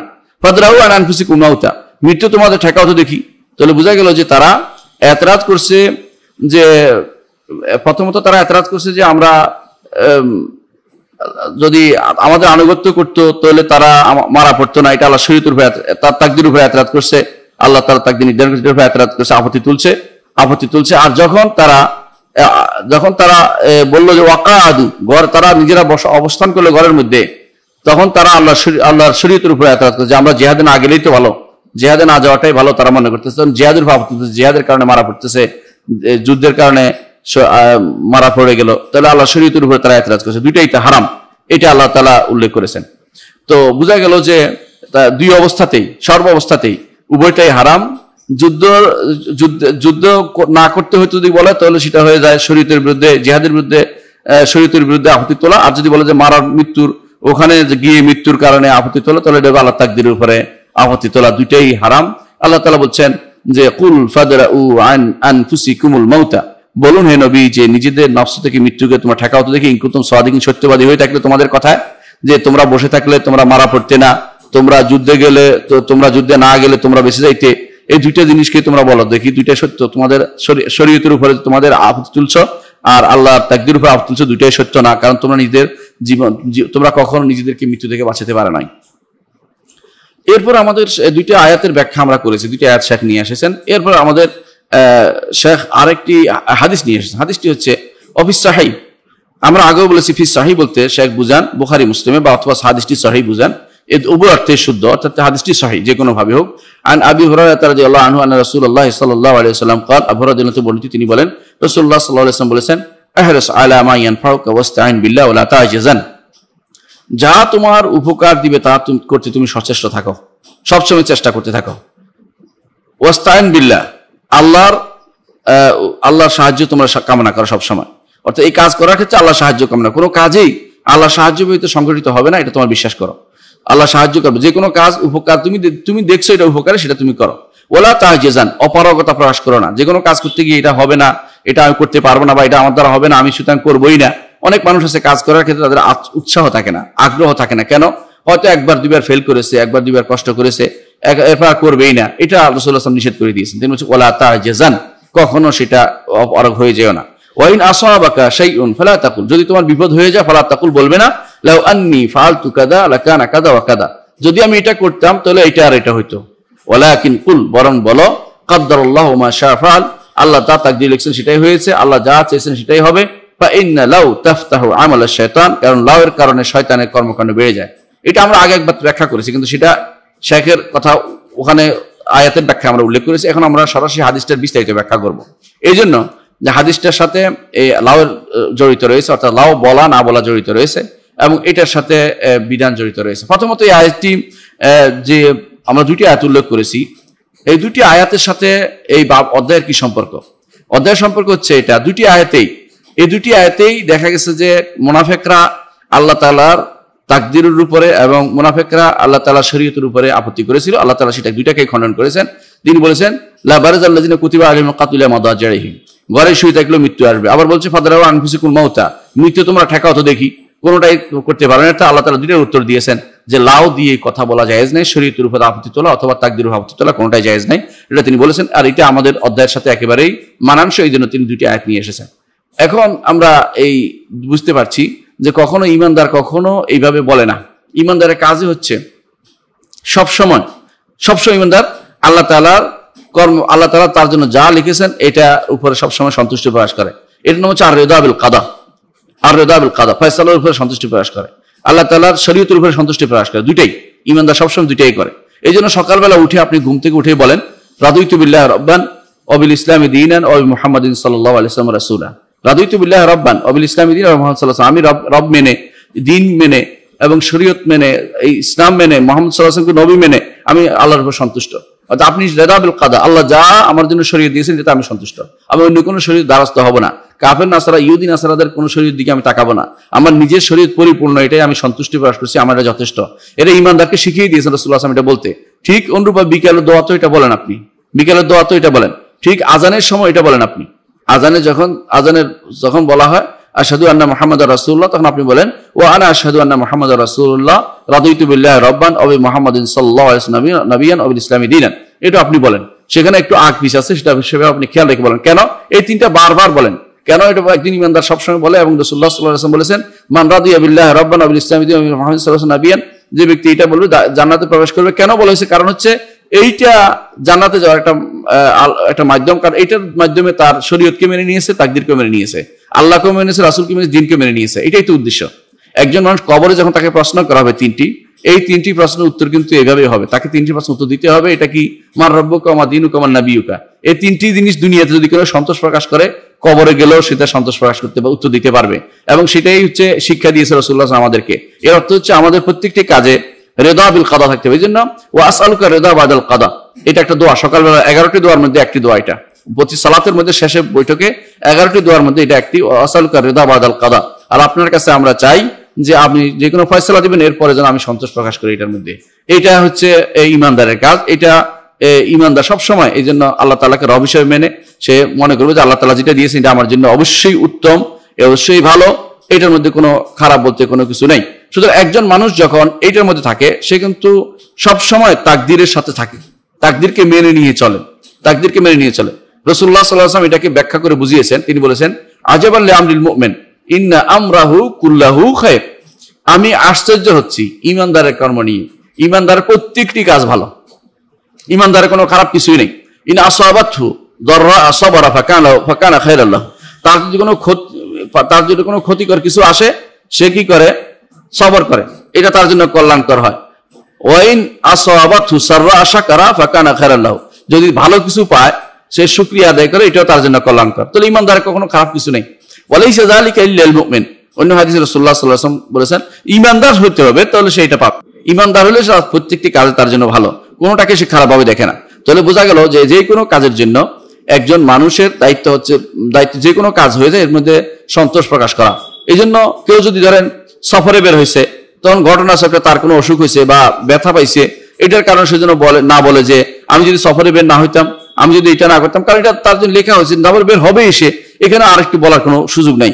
আগে থেকে সাবধানতা অবলম্বন করার নিষেধ নাই এটাতে, কিন্তু সাবধানতা অবলম্বন এই নয় যে আমি কোথাও কাজে গেছি এক বিপদ হইলো কেন এই জন্য আমি বাড়াবাড়ি করতে থাকবো, আরেকজন দোষ দিয়ে থাকবো, এটা কোনো ঠিক নয়। আরেকজন দোষ না দিয়ে তখন নিজে বলতে হবে কাদ্দারাল্লাহু ওয়া মা শাআ ফাআলা, ওয়া মা শাআ ফাআলা, যা লিখছেন সেটাই আমি করব। এটা হচ্ছে ইমানদারের কাজ। ইমানদার কখনো যদি বলে উল্লেখ করতে থাকে না, যদি এই লোকটা না আসতো, যদি ওইটা না আসতো, যদি রিক্সাটা না আসতো আমি পায়ে ব্যথা পাইতাম না, যদি গাড়িটা ওদিক থেকে না আসতো, যদি ড্রাইভারটা খারাপ হইতো, যদি ভালো হইতো, এই জাতীয় কথাবার্তা বলা ইমানদারের জন্য সাজে না। এখানে যে হাদিসটি আনা হয়েছে, হাদিসটির ব্যাখ্যায় আমরা এটাই বলবো। হাদিসটি আসলে একটা সংক্ষিপ্ত করা হয়েছে, সেটাকে একটা গুরুত্বপূর্ণ অংশ নিয়ে আসছেন, বাকি অংশ রেখে দিয়েছেন। তো পুরো হাদিসটা হচ্ছে এরকম, রাসূলুল্লাহ সাল্লাল্লাহু আলাইহি ওয়াসাল্লাম বলেছেন আল মুমিনুল কাওয়ি খায়রুন ওয়া আহাব্বু ইলাল্লাহি মিনাল মুমিনিদ দাঈফ ওয়া ফি কুল্লিন খায়রুন, যে শক্তিশালী ইমানদার আল্লাহর কাছে বেশি প্রিয়, আল্লাহর কাছে বেশি উত্তম, বেশি প্রিয়, বেশি উত্তম, মিনাল মুমিনিদ দাঈফ, দুর্বল ইমানদারের চেয়ে, ওয়া ফি কুল্লিন খায়রিন, উভয়ের মধ্যে প্রত্যেকের মধ্যে কল্যাণ রয়েছে। এখানে এই যে হাদিস এটুকু ব্যাখ্যা আনেন নাই তিনি, আমরা এটুকু ব্যাখ্যা করবো, তারপর হাদিসটা যতটুকু তিনি আছে সেটুকু ব্যাখ্যা করবো। এখানে তিনি বলে হাদিসে যেটা আসছে আল মুমিনুল কাওয়ি, শক্তিশালী ইমানদার। শক্তিশালী বলতে কাকে বোঝায়? গায়ের শক্তি না, এটা কিন্তু উদ্দেশ্য নয়। উদ্দেশ্য হচ্ছে যার ইমানই মজবুতি আছে, সে শক্তিশালী হতেও পারে, নাও হতে পারে, গায়ের শক্তি না কমও থাকতে পারে। আবু বকর রাদিয়াল্লাহু আনহু তিনি ছিলেন দুর্বল মানুষ, কিন্তু তার ইমানের সবচেয়ে পৃথিবীর সমস্ত ইমানদার থেকে বেশি শক্তিশালী ইমানদার ছিলেন তিনি, এতে কোনো সন্দেহ নাই। অর্থাৎ নবী রাসূলদের পরে সবচেয়ে শক্তিশালী ইমানদার ছিলেন আবু বকর রাদিয়াল্লাহু আনহু। তিনি শক্তিতে, গায়ে শক্তি দুর্বল ছিলেন, কিন্তু সেটা তার জন্য কোনো ক্ষতিকর হয়নি, বরং ইমান কাওয়ি তারে ছিল, এটা বিশ্বাস করতে হবে। তো ইমানদার কাওয়ি, রাসূলুল্লাহ সাল্লাল্লাহু আলাইহি ওয়াসাল্লাম বলেছেন আল মুমিনুল কাওয়ি, অর্থাৎ যে ইমানে শক্তিশালী, ইমানে শক্তিশালী, ইয়াকিন দৃঢ় ইমান যার হবে, সে কিন্তু সবসময় যদি বলবে না, সে সামনে অগ্রসর হবে, কাজ করে যাবে, সবসময় নিজেকে সাহসী করে তুলবে, প্রত্যেকটি কাজ করে যাবে, জিহাদে যাবে, সে আমর বিল মারুফ নাহি আনিল মুনকার করবে, ইবাদত করবে, এই জাতীয় কাজগুলি করে যাবে, সে পিছনের দিকে তাকাবে না। এই কাজগুলি সে কোনোদিন বলবে না যে আমি এগুলিকে তো মারা পড়বো, এখানে গেলে তো অসুস্থ হয়ে পড়বো, এখানে গেলে কে কি বলবে, ওখানে গেলে কে কি বলবে, এটা নয়। ইমানদার তখন সে অত্যন্ত শক্তিশালী ইমানদার, যে তার কাজটা এই জন্য সবসময় কর্মঠ হিসেবে কাজ হিসেবে চলে, সেখানে সে পিছনের দিকে তাকায় না। এখানে কখনো যদি বলে যে তাহলে কি দুর্বল গায়ের গোত্র শক্তিশালী হওয়া কি জরুরি কিনা, এটা ভিন্ন মাসালা। যদি কেউ শক্তিকে, নিজের শক্তিকে ইমানের কাজে ব্যবহার করতে পারে, তাহলে তার গায়ে গোত্র শক্তিশালী হওয়া খারাপ কিছু নয়, খারাপ কিছু নয়, এটা ইমানদার, এটা হতেই পারে, দুইটা তার তখন শোনায় সোহাগা হবে, এটা খারাপ কিছু নয়। কিন্তু যদি কোনো ইমানের সাথে আসে আর শক্তি বিরাট একটা শরীর হলো, মোটা, কাজে লাগলো না, এটা দিয়ে কোনো কাজ হবে না, এটা দিয়ে কোনো কাজ হবে, এটা তার নেয়ামতের ভালো কাজে লাগাতে পারেনি সে। এই জন্য তখন এই জন্য ইমানদার সবসময় চিন্তা করবে যে আমার শক্তি কোথায় ব্যয় হচ্ছে। আন শাবাবি ফিমা আবলা, হাসরের মাঠে জিজ্ঞাসা করবেন, রাসূলুল্লাহ সাল্লাল্লাহু আলাইহি ওয়াসাল্লাম বলেছেন, আল্লাহ তাআলা জিজ্ঞাসা করবেন তার যৌবন সম্পর্কে কোথায় সে ব্যয় করেছে। আন উমরি ফিমা আপনা, জীবন সম্পর্কে কোথায় সে নিঃশেষ করে দিয়েছে, এটা জিজ্ঞাসা করবে। এই জন্য যে যদি সে ভালো কাজে তার শক্তিকে ব্যবহার করে ইমানদারে, তাহলে এটা ভালো মধ্যে তার শোনায় সোহাগা হবে। আর খারাপ ব্যবহার করলে তাহলে বোঝা গেল ইমানের দুর্বলতার কারণে সে শরীরের শক্তি খারাপ ব্যবহার করছে, এর মধ্যে তখন আর শরীরের মধ্যে কোনো কল্যাণ নেই। আচ্ছা, রাসূলুল্লাহ সাল্লাল্লাহু আলাইহি ওয়াসাল্লাম যে হাদিসের বাকি অংশ বলেছেন আল মুমিনুল কাওয়ি খায়রুন ওয়া আহাব্বু ইলাল্লাহি মিনাল মুমিনিদ দাঈফ। খায়র অর্থ হচ্ছে কল্যাণকর, এর চেয়ে কল্যাণকর, যেটা সবচেয়ে উত্তম, এটা হচ্ছে সবচেয়ে কল্যাণকর, এটা তার জন্য উপকার দিবে, এই জন্য এটা তার অনুসরণ করে চলবে মানুষ, এইটা হলো কল্যাণকর। যে একটা মানুষ ইমানদার কত বেশি আমল করতে পারে, একজন দেখে কিন্তু উৎসাহী হবে, এবং একজন দেখে তার অনুসরণ করে চলবে, একজন দেশে উপকার নিবে। এই জন্য যে কেউ ইমানদার শক্তিশালী হবে, অর্থাৎ তার ইমানে শক্তিশালী হবে, অন্যরা এটা তার উপকার, এই জন্য খায়ের, কল্যাণকর, নিজের জন্য কল্যাণকর, অন্যের জন্য কল্যাণকর হবে। আর আহাব্বু ইলাল্লাহ, আল্লাহর জন্য সেটা প্রিয়। কেন?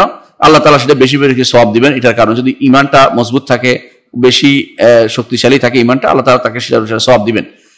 এরপর রাসূল বলেছেন মিনাল মুমিনিদ দাঈফ, দুর্বল ইমানদার চেয়ে। বোঝা গেল দুর্বল ইমানদার এটা হচ্ছে কেমন, এটা শক্তিতে দুর্বল নয়, বরং ইমানের থেকে দুর্বল। অর্থাৎ যে কোনো কাজেই মানুষ হতাশ হয়ে পড়ে, হতোদ্যম হয়ে পড়ে, বিরু হয়ে পড়ে, কাজ করতে ইচ্ছা করে না। যেমন হজে গেলে কষ্ট হবে, যেতে চায় না। জিহাদে গেলে হাত পা ভাঙতে পারে, যেতে চায় না।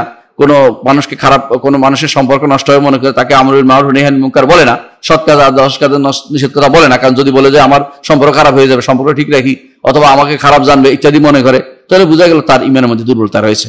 কেমন?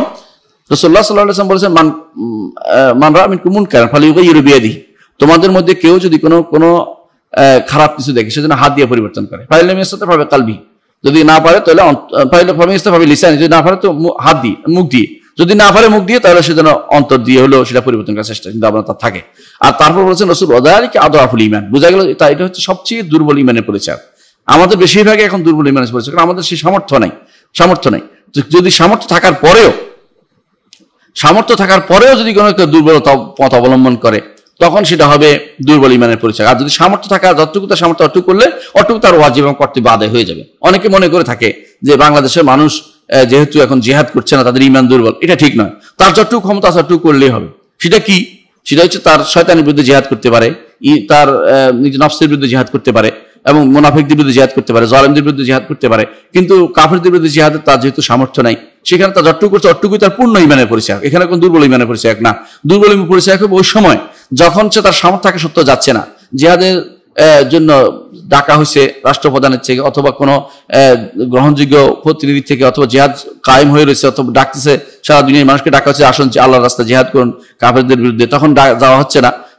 সেখানে যাওয়ার মতো সামর্থ্য থাকার পরেও তখন বোঝা, অর্থাৎ তার ট্রেনিং থাকার পরেও তখন হয়ে যাবে তখন দুর্বল ঈমান। এর আগ পর্যন্ত দুর্বল ঈমান না। যেমন কেউ যদি কোথাও কোনো দেশ, অন্য কোনো দেশে মারামারি হানাহানি হচ্ছে, বাংলাদেশের মানুষের সীমান্তে তারা নয়, তখন বোঝা গেল এটা দুর্বল ঈমানের পরিচয় না। তার তো এটা সামর্থ্যের ভিতরে নেই। কারণ যদি সেনাবাহিনীকে ডাকা যুদ্ধ, তাহলে এটা সেই যুদ্ধ হবে সেনাবাহিনী ব্যক্তি পর্যায়ে যুদ্ধ নয়। ব্যক্তি পর্যায়ে যুদ্ধ যখন ডাকা হবে, যে ট্রেনিং নিতে আসেন বিভিন্ন জায়গাতে রাষ্ট্রপ্রধানের পক্ষ থেকে কোনো, তো সেখানে যাওয়া পর্যন্ত তখন হবে সেটা দুর্বল, না গেলে দুর্বল ঈমানের পরিচয়। আর সে যাইতে পারলে সেটা হবে পূর্ণ ঈমানের পরিচয়। তাহলে এইভাবে আমরা যেটা বলতে চাচ্ছি সেটা যে একজন মানুষের সামর্থ্য যতটুকু অতটুকু পূর্ণ পালন করে তার পূর্ণ ঈমানের পরিচয়। এখানে মুমিনের দারিফ নয়। আর সামর্থ্য না থাকলে সেটা সামর্থ্য থাকার পরেও যদি সামর্থ্য যতটুকু আছে অতটুকু পালন করলে তার যথেষ্ট হবে। সামর্থ্য না থাকলে সেটা যেটা পালন করবে সেটাই তার পূর্ণ ঈমানের পরিচয়। সামর্থ্য যতটুকু নাই অতটুকু তার বলার পরে তার সামর্থ্য নেই, বলতে পারছে না, আরো বলতে পারতো কিন্তু ক্ষতি ভয় করতেছে ইত্যাদি, তাহলে বোঝা গেল তার ঈমানের পরিচয়। অর্থাৎ সে কোনোভাবেই সামর্থ্য থাকার পরেও কিছু ছাড় দিয়েছে, সেখানে তার দুর্বল ঈমানের পরিচয় হবে। অর্থাৎ এটাই বোঝাচ্ছে। তাহলে মুমিনুল দারিফকে, মুমিনুল কাউইকে, মুমিনুল কাউই হচ্ছে ওই ব্যক্তি যার পরিপূর্ণ কাজ সে করতে পারে, সব রকমের যতটুকু সামর্থ্য আছে ততটুকু পরিপূর্ণ সে আদায় করতে পারে। আমরা এই দেশের মানুষ, যেমন বাংলাদেশের মানুষ, তার সে আল্লাহর পথে তাওহীদের দাওয়াত দিচ্ছে, ঈমানের দাওয়াত দিচ্ছে, সে আমরুল মারুফ নাহি আনিল মুনকার, সৎ কাজ অসৎ কাজ নিষেধ করতেছে, এবং তার পরিবারকে ঠিক রাখতেছে, সমাজের মধ্যে ভালো কাজ করতেছে, অন্যায় দেখলে কথা বলে, যতটুকু পারে হাত দিয়ে তো প্রতিহত জায়গা তাকে দেওয়া হয় না, তার সেহেতু ক্ষমতাবান লোক না, অর্থাৎ রাষ্ট্রের কোনো প্রতিনিধি নন, সে হাত লাগায় না কিন্তু মুখে বলছে, এরকম অবস্থা থাকলেই সে পূর্ণ ঈমানের পরিচয় বলে বোঝা যাবে। আর যখন সে তার ক্ষমতা আছে, নিজে ধরেন কোন ডিসিএস বা কিছু হয়েছে, তারপর ক্ষমতা চালায় না, যে উপজেলা চেয়ারম্যান হয়েছে অথবা উপজেলা নির্বাহী অফিসার হয়েছে, কিছু হয়েছে, কিন্তু সে নিজের ক্ষমতা না চালায় অন্যায় হতে দিচ্ছে, বরং মুখে বলে, তখন বোঝা তার দুর্বল ঈমানের পরিচয়। অথবা সে অন্তরে ঘৃণা করে বসে আছে, সেটাও দুর্বল ঈমানের পরিচয়। তাহলে নিজের ক্ষমতার সর্বোচ্চটুকু প্রয়োগ করা হচ্ছে পূর্ণ ঈমানের পরিচয়। সেটার জন্য একবার সর্বোত্তম জায়গায় যেতে হবে না, কারণ সেটা তার ক্ষমতার বাইরে। আর যে যতটুকু তার ক্ষমতা আছে ততটুকু পূর্ণ প্রয়োগ করাই হচ্ছে পূর্ণ ঈমানের পরিচয়। আর যতটুকু যে তার ক্ষমতার ভিতরে নাই, অতটুকুর পর্যন্ত যাওয়া তার জন্য জরুরি না পূর্ণ ঈমানের পরিচয় দেওয়ার জন্য। যদি তার ক্ষমতা আছে কিন্তু তারপর সে প্রয়োগ করছে না, তখন হবে তার একটা দুর্বল ঈমানের পরিচয়। এটা বুঝে নিতে হবে। অনেক সময় এটা দিয়ে আমাদের সমাজে অনেকে বিভ্রান্ত তৈরি, বিশেষ করে যারা তথাকথিত তথাকথিত ফেতনাবাজ লোকেরা যারা বিভ্রান্তি তৈরি করছে, বিশেষ করে জায়গায় জায়গায় যুবকদেরকে বিনষ্ট করছে, তাদেরকে এবারে সাবধান করা হচ্ছে বিষয়টা নিয়ে, যে আপনার ক্ষমতা অনুসারে আল্লাহ তাআলা জিজ্ঞাসা করবেন। লা ইউকাল্লিফুল্লাহু নাফসান ইল্লা উসআহা, আল্লাহ কাউকে সাধ্যের বাইরে কষ্ট দেন না। লা ইউকাল্লিফুল্লাহু নাফসান ইল্লা মা আতা, আল্লাহ কাউকে তাকে যা দিয়েছেন, যে সামর্থ্য দিয়েছেন, এর বাইরে আল্লাহ তাআলা কাউকে কষ্ট দেন না। সুতরাং আপনি মনে করার কোনো কারণ নাই যে আপনি বড়টা করতে পারেন নাই, সর্বোচ্চ যেটা কাফের বিরুদ্ধে করতে পারেন নাই বলে আপনি দুর্বল ইমানের পরিচয়, এই জাতীয় কথা বলা জায়েজ নেই। বরং আপনার যতটুকু সামর্থ্য এটুকু করতে পারছেন কিনা, এটাই আপনার ইমানের পরিচয় হবে। তো রাসূলুল্লাহ সাল্লাল্লাহু আলাইহি ওয়াসাল্লাম যেটা বললেন সেটা আমরা এখন আলোচনায় আসি। এটা হচ্ছে রাসূল বলেছেন যে আল মুমিনুল কাওয়ি খায়রুন ওয়া আহাব্বু ইলাল্লাহ মিনাল মুমিনিদ দাঈফ। শক্তিশালী ইমানদার খায়রুন, অবশ্যই কল্যাণকর, তার কল্যাণ সব জায়গায়। তার কল্যাণ কি? তার তাসির পড়ে তার মানুষের উপরে, তার প্রভাব পড়ে, নিজেও প্রভাব ফেলে, উপকার পায় মানুষ, নিজেও তার দ্বারা উপকৃত হয়, মানুষ অনুসারী হয় তার। আহাব্বু ইলাল্লাহ, আল্লাহর কাছেও তিনি বেশি প্রিয় হবেন, কারণ তার সওয়াব বেশি দিবেন তাকে। মিনাল মুমিনিদ দাঈফ, ওই ইমানদার থেকে যে দুর্বল। দুর্বল কি? যতটুকু তার ক্ষমতা সামর্থ্যের বাইরে নাই আছে, অতটুকু সামর্থ্য আছে অতটুকু পালন করে নাই, এই জাতীয় থেকে তার বেশি দুর্বল। তারপর রাসূলুল্লাহ সাল্লাল্লাহু আলাইহি ওয়াসাল্লাম বলেছেন ওয়াফি কুল্লিন খায়র। সুবহানাল্লাহ। আর আমাদের মানুষগুলো এখন একে অপরকে মুরজিয়া, কাউকে এটা বলার ক্ষেত্রে কোনো একটু দ্বিধা করছে না। তো সে চিন্তা করা উচিত যে কার উপরে হামলা করতেছে, কি বিরুদ্ধে কেন বলতেছে। অথচ রাসূল বলেছেন ওয়াফি কুল্লিন খায়র, উভয়ের মধ্যে কল্যাণ রয়েছে। ইমানদার মানেই তার মধ্যে কল্যাণ রয়েছে। ইমানদার গুনাহগার হলো তার গুনাহগার, ইমানদার হলো সে একটা কল্যাণকর। তার আফানা জাআল মুসলিমিনা কাল মুজরিমিন মা লাকুম কাইফা তাহকুমুন, আল্লাহ তাআলা বলছেন ইমানদার এবং কাফের কখনো একরকম হতে পারে না। এইজন্য ফি কুল্লিন খায়র, প্রত্যেকটি ইমানদার মধ্যে কল্যাণ রয়েছে। ইমানদাররা কেন এটা করে না? সে কাফেরদের বিরুদ্ধে নেমে যায় না, হানাহানি মারামারি করে না। এই জন্য তাকে কেউ তাকফির করবে, কেউ তাকে ফাসিক বলবে, কেউ তাকে এর কারণে তাকে কেউ তো পুরো বিশ্বের সমস্ত রাষ্ট্রকে কাফের বানিয়ে ফেলতেছে। এই জাতীয় যে প্রবণতা লক্ষ্য করা হচ্ছে, এটি সবই হচ্ছে আল্লাহ এবং তার রাসূলের হাদির আদর্শের বিরোধী। রাসূলুল্লাহ সাল্লাল্লাহু আলাইহি ওয়াসাল্লাম বলেছেন ফি কুল্লিন খায়র, ইমানদার শক্তিশালী হোক বা দুর্বল হোক তার মধ্যে কল্যাণ রয়েছে। ইমানদার কল্যাণ থেকে খালি নয়, তার মধ্যে কল্যাণ রয়েছে। কেউ যেন মনে না করে যে দুর্বল ইমানদারের তো কোনো কিছু নাই, এই জন্য আলাদা করে বলেছেন। এটাকে বলা হয় বালাগীদের ভাষায়, বালাগতের ভাষায় বলে ইহতিরাস, অর্থাৎ বিশেষভাবে এটার পাহারা দিয়ে এটাকে আলাদাভাবে করে এটাকে বুঝালেন যে এরাও কল্যাণ, এরাও গ্রহণযোগ্য, এদের কোনো সমস্যা নেই। তবে এরা হয়তো ওদের মতো এর মর্যাদা উঠতে পারেনি, এরকম মর্যাদা উঠতে পারেনি। তাহলে বোঝা গেল যে এখানে যে ইমানদার এবং ইমানদারদের কখনো অকল্যাণ বলতে কোনো কিছু নেই। কেউ হয়তো বলতে পারে যে রাসূলুল্লাহ সাল্লাল্লাহু আলাইহি ওয়াসাল্লাম বলেছেন খায়রুন ওয়া আহাব্বু, বেশি কল্যাণ করে, বেশি প্রিয়। এটা তারা বোঝা যাচ্ছে যে এরাই তো সবচেয়ে বেশি প্রিয়, অন্যদের তো কথা উল্লেখ করা হচ্ছে না। এটার উত্তর কি? যদি বলতে পারে কেউ বলে যে এটা যে খায়ের, তো এখানে বোঝা যাচ্ছে যে এরা উত্তম। বলা হয়নি যে এটা অনুত্তম একেবারে, কাউকে তো কল্যাণ নাই বলা হয়নি, কিন্তু আবার উল্লেখ করার দরকার কি বলা হয়েছে ওয়াফি কুল্লিন খায়র। হ্যাঁ, হইতে পারে, কেউ ধারণা করতে পারে। কারণ হচ্ছে এটা যে কখনো কখনো এই যে ইসমে তাফজিলের যে সিগাটি, কখনো কখনো এটা পরিপূর্ণ মানে হিসেবে কোনো দুইটার মধ্যে তুলনামূলক আলোচনার জন্য আসে না, বরং একক বর্ণনার জন্য আসে। যেমন আসহাবুল জান্নাতে ইয়াউমাইযিন খায়রুম মুস্তাকারান, আল্লাহ তাআলা বলছেন যে আসহাবুল জান্নাতি ইয়াউমাইযিন খায়রুম মুস্তাকারান, সূরা ফুরকানের 24 নম্বর আয়াতে, যে জান্নাতীরা সেদিন হবে সবচেয়ে উত্তম অবস্থানে। খায়রুন অবস্থানের দিয়ে সবচেয়ে উত্তম। নিঃসন্দেহে জান্নাতীরা উত্তম হবে, কিন্তু কাফেররা কি তাহলে কি একটু উত্তমে থাকবে নাকি? না, তাদের অবস্থান তো সবচেয়ে খারাপই থাকবে সব জায়গায়। তাহলে এখানে খায়ের অর্থ হলো খায়ের এসে, এখানে দ্বিতীয়রা কমের মধ্যে নাই, অর্থাৎ এখানে কম খায়ের কেউ থাকবে না। জান্নাতীরা সবাই ভালো খায়ের মধ্যে থাকবে, কিন্তু এর বিপরীতে জাহান্নামীরা সবচেয়ে খারাপ মধ্যে থাকবে। তো এখানে খায়ের বলতে এখানে সর্বোত্তমটাই বোঝানো হয়েছে, এখানে আবার তার তুলনামূলক উত্তম বোঝানো হয়নি। সেই জন্যই রাসূলুল্লাহ সাল্লাল্লাহু আলাইহি ওয়াসাল্লাম হাদিসে তিনি যখন বলেছেন যে আল মুমিনুল কাওয়ি খায়রুন ওয়া আহাব্বু ইলাল্লাহ মিনাল মুমিনিদ দাঈফ, তারপর ফি কুল্লিন খায়র, এটা আলাদাভাবে বলে দিয়েছেন যে ইমানদার দুর্বল ইমানদার মধ্যে কল্যাণ রয়েছে। কারণ হয়তো মনে করতে পারে কেউ যে শুধু কল্যাণ বুঝি, শুধু শক্তিশালী ইমানদার মধ্যে, দুর্বল ইমানদার মধ্যে কল্যাণ নাই, এটা যেন কেউ মনে না করে। এই জন্য আল্লাহ তাআলা রাসূলুল্লাহ সাল্লাল্লাহু আলাইহি ওয়াসাল্লাম, এই জন্য রাসূলুল্লাহ সাল্লাল্লাহু আলাইহি ওয়াসাল্লাম ফি কুল্লিন খায়র, সবার মধ্যে কল্যাণ আছে, তিনি আলাদাভাবে উল্লেখ করে দিয়েছেন। মানুষে যখন এটা শুনে সাধারণত অনেক সময় মনে করতে থাকে, যদি কেউ শুনে যে উত্তম এবং সবচেয়ে কল্যাণকর হচ্ছে ওই ব্যক্তি যে ব্যক্তি ইমানের দিক থেকে শক্তিশালী, অনেকের মধ্যে মনে হতে পারে তাহলে বোধহয় আমার বোধহয় আর ইমানে নাই, বা আমার তো অবস্থা খারাপ, বা অমুকের তো অবস্থা খারাপ, আবার কাউকে তারা হাকির নিকৃষ্ট দৃষ্টি দেখতে পারে।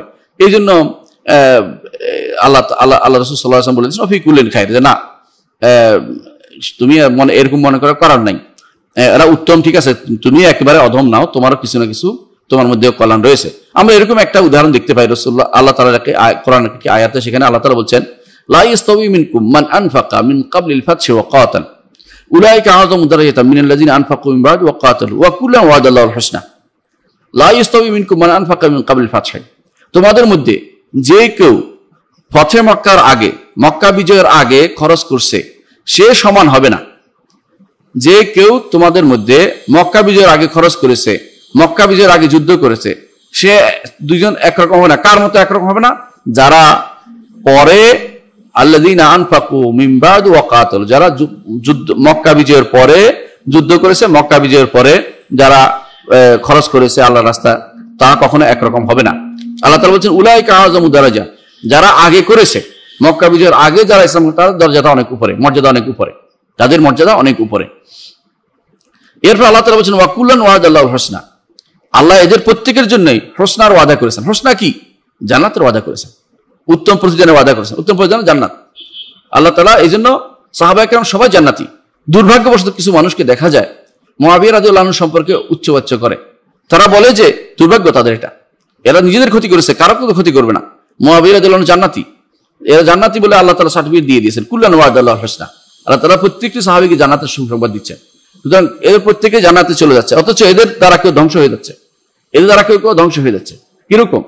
কিছু মানুষ আছে বলে শুনবেন যে মুআবিয়া রাদিয়াল্লাহু আনহু তার পিতা তো মক্কা বিজয়ের সময় ইসলাম গ্রহণ করছে, পালিয়েছিল, সেখানে ধরা পড়ে ইসলাম গ্রহণ করছে, এই জাতীয় কথাবার্তা বলে, অপমানজনক কথাবার্তা বলে। এর অর্থ হচ্ছে তাদের সাহাবাদের বিরুদ্ধে তাদের একটা হিংসা বিদ্বেষ রয়ে গেছে, অথচ সাহাবাদের বিরুদ্ধে হিংসা বিদ্বেষ থাকার অর্থ হচ্ছে তার ইমানের মধ্যে কমতি থাকার প্রমাণ, ইমানের মধ্যে কম থাকার প্রমাণ। এই জন্য মালিক রাহমাতুল্লাহ আলাইহি, যারা এরকম সাহাবায়ে কেরামের মধ্যে হিংসা বিদ্বেষ থাকবে, তারা কোনো ফাইয়ের মালিক হবে না। ফাইয়ের মালিক না, ফাই অর্থ যেটা গনিমতের মালিক, কোনো সম্পদের মালিক হবে না। কারণ আল্লাহ তাআলা গনিমতের সম্পদের মালিক হওয়ার জন্য শর্ত দিয়েছেন। এটা সেটা কি? যে ওয়ালাযিনা জাউ মিন বা'দি ইয়াকুলু রব্বানা হাব লানা রব্বানা ইগফির লানা ওয়া লিইখওয়ানিল্লাযিনা সাবাকুনা বিল ঈমান ওয়া লা তাজআল ফি কুলুবিনা গিল্লাল লিল্লাযিনা আমানু রব্বানা ইন্নাকা রাউফুর রাহিম। যে গনিমতের মাল, ফাইয়ের মাল পেতে হলে অবশ্যই তারা পরবর্তী এটা বলতে হবে যে আল্লাহ আমাদের আগে যারা চলে গেছে তাদেরকে আপনি ক্ষমা করে দিন, যারা ঈমান নিয়ে চলে গেছে, আমাদের অন্তরে তাদের জন্য কোনো হিংসা বিদ্বেষ রাখেন না। তাহলে হিংসা বিদ্বেষ না রাখাটা গনিমতের মাল পাওয়ার জন্য একটা গুরুত্বপূর্ণ শর্ত। এটা মালিক রাহমাতুল্লাহ আলাইহি নিয়েছেন। এই জন্য তিনি বলেছেন যে যাদের সাহাবায়ে কেরামের ব্যাপারে কোনো হিংসা বিদ্বেষ থাকবে, তারা গনিমতের মাল পাবে না, তাদের অংশ পাবে না। আর এই জন্য মালিক রাহমাতুল্লাহ আলাইহি মুহাম্মদুর রাসূলুল্লাহ যেন আশিদ্দাল কুফার রাহমা বাইনহুম তারাহুম রুকআন সুজুদ ইয়াবতাগুনা ফাদলান মিনাল্লাহি ওয়া রিদওয়ানা সিমাহুম ফি উজুহিহিম মিন আসার যালিকা মাসালুম ফিত তাওরাত মাসালুম ফিল ইনজিল কাযারিন আখরাজ শাতরাহু ফাআযার ফাস্তাগলাযা ফাস্তাওয়া আলা সুকি ইউজিবু যুররা লিয়াগিযা বিহিল কুফার। মুহাম্মদ রাসূলুল্লাহ সাল্লাল্লাহু আলাইহি ওয়াসাল্লাম সাথীদের ব্যাপারে সূরা ফাতহার ব্যাপারে শেষে আল্লাহ সূরা ফাতহার শেষে দিয়ে যে আয়াতটি, সর্বশেষ আয়াতটির মধ্যে আল্লাহ তাআলা উল্লেখ করেছেন যে মুহাম্মদ রাসূলুল্লাহ সাথীরা হচ্ছে যে যারা তাদের বিদ্বেষ রাখে তারা কাফের, লিয়াগিযা বিহিল কুফার। সুবহানাল্লাহ। তাদের বিরুদ্ধে সাহাবায়ে কেরামের বিরুদ্ধে বিদ্বেষ রাখে তারা কাফের, অথচ তারা, আমরা সরাসরি নির্দেশ নির্ধারণ করে বলছি না, কেউ হয়তো ভুলে থাকতে পারে, কিন্তু আল্লাহ তাআলা বলছেন লিয়াগিযা বিহিল কুফার। মুহাম্মদ রাসূলুল্লাহ সাল্লাল্লাহু আলাইহি ওয়াসাল্লাম সাহাবাদের মুখ দেখলে ওদের মনে কষ্ট আসে, মুআবিয়া রাদিয়াল্লাহু আনহুর ব্যাপারে তাদের মধ্যে যখন কষ্ট থাকবে, অর্থ তাদের ঈমানের মধ্যে খলল আছে, সমস্যা আছে। এই জন্য আমাদের উস্তাদ সবসময় বলতেন, আব্দুল মুহসিন আব্বাদ হাফিজাহুল্লাহ, তিনি সবসময় বলতেন যে মুআবিয়া হাসাতুম বাইনানা, মুআবিয়া রাদিয়াল্লাহু আনহু হচ্ছে আমাদের মধ্যে এবং কুফরের মধ্যে হচ্ছে একটা পর্দার মতো।